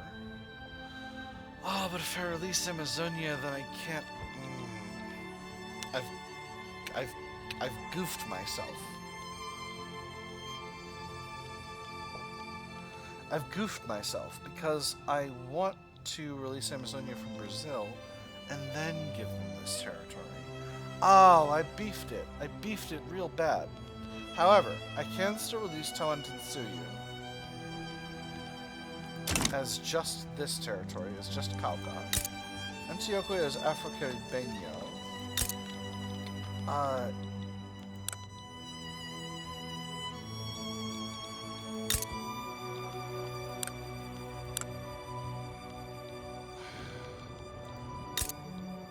Who can I give?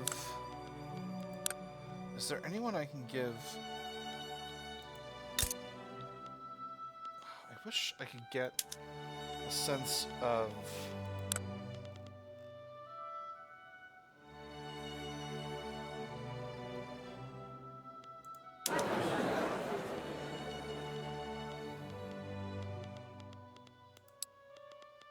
Hold on. I can actually do this way. So, just Afro-Caribbeño people. Culture, religion... Give me acceptance. Where are we with acceptance? Okay, they're at 3. They're at 3. It's not ideal. What about Santo Domingo? Oh, you're an Afro-Caribbeño primary state, which means I can hand off Antioquia to you, and you will be able to accept the majority of the pops here. Beautiful. Alright, here we go.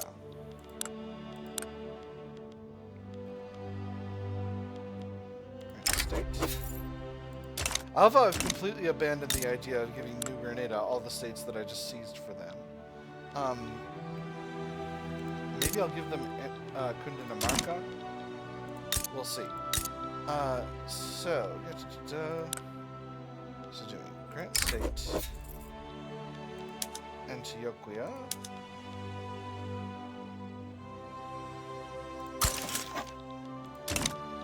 beautiful. Now, Cauca is going to be released as part of Tawantinsuyu because this state is plurality Quechua. I believe that is how that's pronounced. Diplomacy. Subject to Tawantinsuyu. Release his own subject country.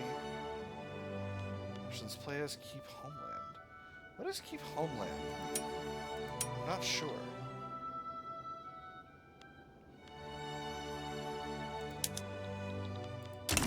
Beautiful.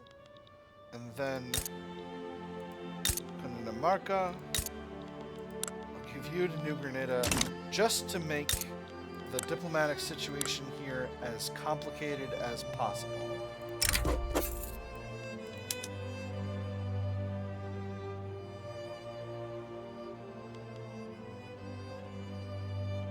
I can't give it to them. What about giving it to Venezuela? Oh, this will be really funny. You're North Andean culture, right? You're Venezuelan. Latin American settler, Hispanophone. And North Andean is Latin American settler and Hispanophone, but you're at racial segregation. Alright, so that'll be fine there. Alright,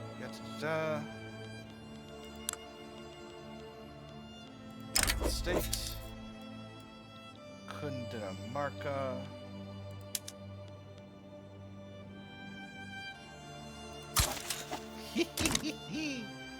Alright. Oh, I'm Woodrow Wilson maxing. We're just in the words of Stephen Fry, is it wise to divide a country in so ragged a fashion? The answer is yes. It will give future journalists something to write about. Oh my gosh. I've become ungovernable. Speaking on speech. Today's speech from Victorino de la Cerda focuses on the right of assembly and the efforts of the Progressive Party to secure it. The crowd has flocked from all corners to hear it. No true discussion may be had while the law binds us to silence. How is it that we may call ourselves great and enlightened whilst we fear reprisal from the law itself? And for what? Our very words. Great and enlightened. A falsehood, I say. A lie, a travesty, a shameful display. He has a point. Extra mention for the progressives. Fetch the paper and ink. There's a law to draft. Extra radical movement pop attraction. I don't have one of those. Interesting. For those who wish to speak should know how and when first. 5% of industrialists become more radical in Galicia.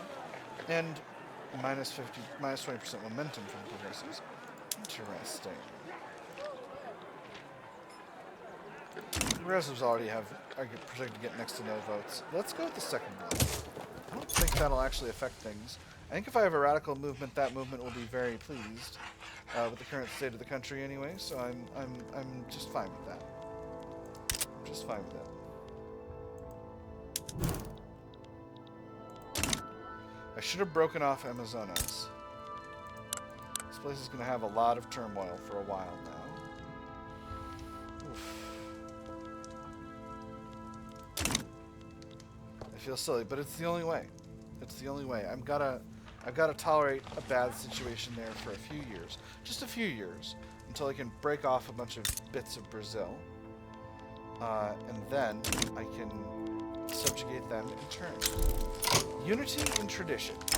In the light of the devastation suffered by states like Zambezia, the Conservative Party has campaigned on uniting the Iberian Union in this trying time behind traditional values.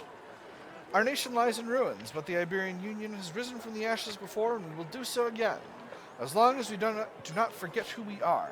This is not the time for radicalism or recklessness. This is the time for healing. We must look to what has made us persevere in the past and safeguard it from those who would see it destroyed, until we have rebuilt, until we have healed. It is all we have. We must come together during this difficult time, extra momentum for the Conservatives, or this seems like cold-hearted opportunism. Extra momentum, extra radicalism for Pops in Guaviare, Iberian Ceuta Isles, and Zambezia. I'm going to pick the second one. And that's the election. So, now the Social Democratic Party has got the entire country locked down. So now the endless question, do I swap over to a republic? Wow, so many people would be approving of this. Actually, the petite bourgeoisie would be happy with it. I could do a presidential republic to retain some authority.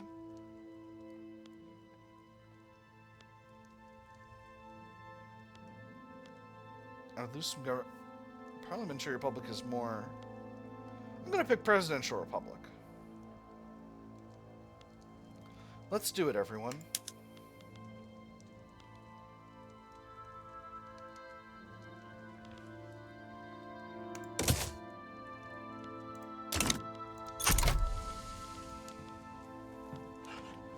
I have the capacity to negotiate. The Carlists are furious. They're going to become militant. But if they do, I will shoot at them. Who can I negotiate with? Catholic Church, landowners, armed forces. You know what?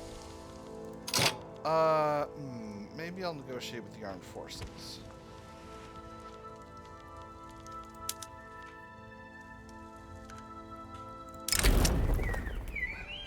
Prominent armed forces met in Madrid's finest cafe.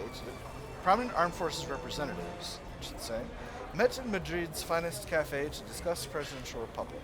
With the right leverage, perhaps their opinions could be swayed. He serves his party best, who serves the country best. Rutherford B. Hayes, 19th United States President. Vow to pass mass conscription next. Okay. Let's add some fine print about political concessions. And political concessions makes the armed forces stronger and happier. Vow to improve the lives of common people. Increased standard of living to 14.9. I'm not going to promise that. You know what? Political concessions are just fine.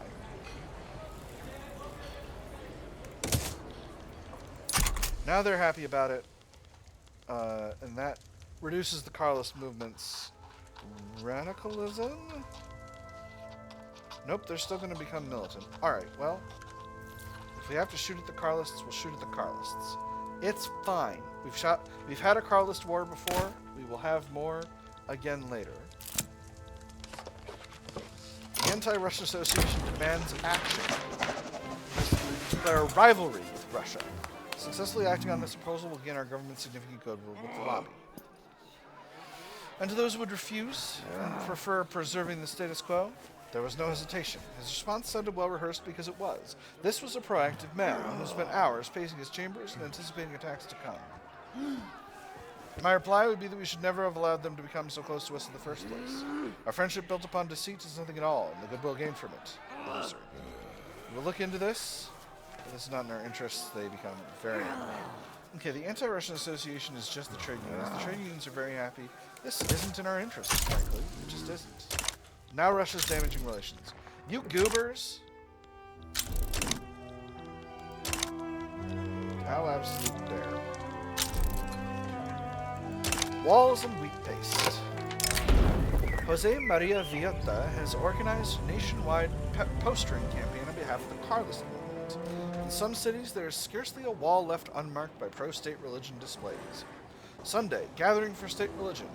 Meetings at all community houses, 7 to 8 p.m. Show your support for the just cause of state religion. Refreshments available at 7:30 for all attendees. Subscribe to the local advocate for further information. Now wash away with the rain, slightly stronger political movement, or order these walls cleaned at once. He becomes less popular. I'm going to pick the second one. Anything I can do to depower the Carlist movement at this critical stage of our nation's history will be important. In fact, in a legitimate government, let's drop taxes.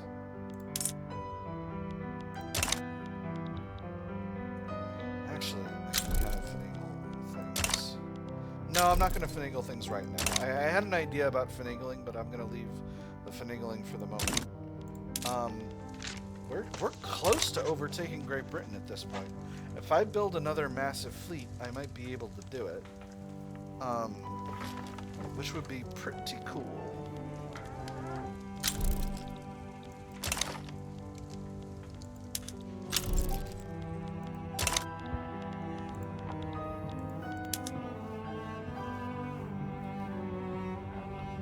Let's get ourselves a Republican in the fleet and give him huge promotions.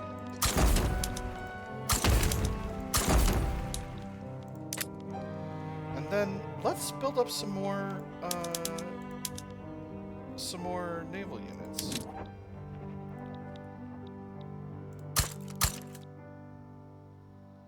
So we're currently at 150. So there's 25.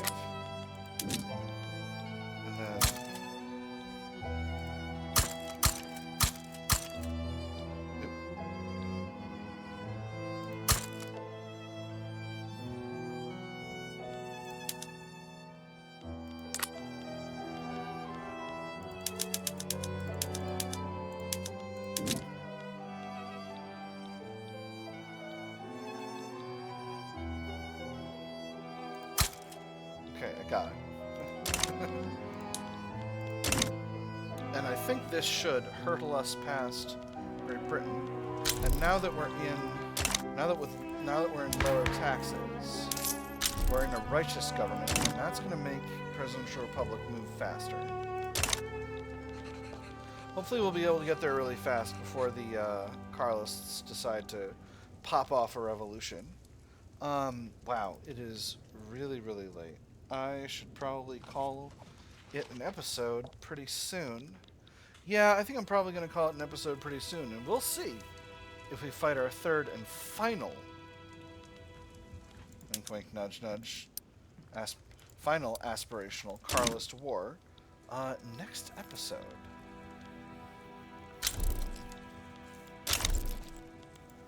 Maybe it makes sense to break up the fleets, but I'm not sure.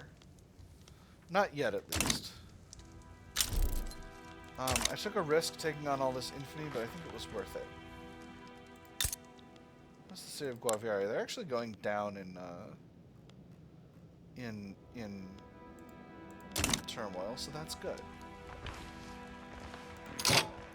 Alright, that being said, that is all the time we've got for this episode, my nerds. I have had a great time. I hope you all have had a great time. And I will see you on the other side.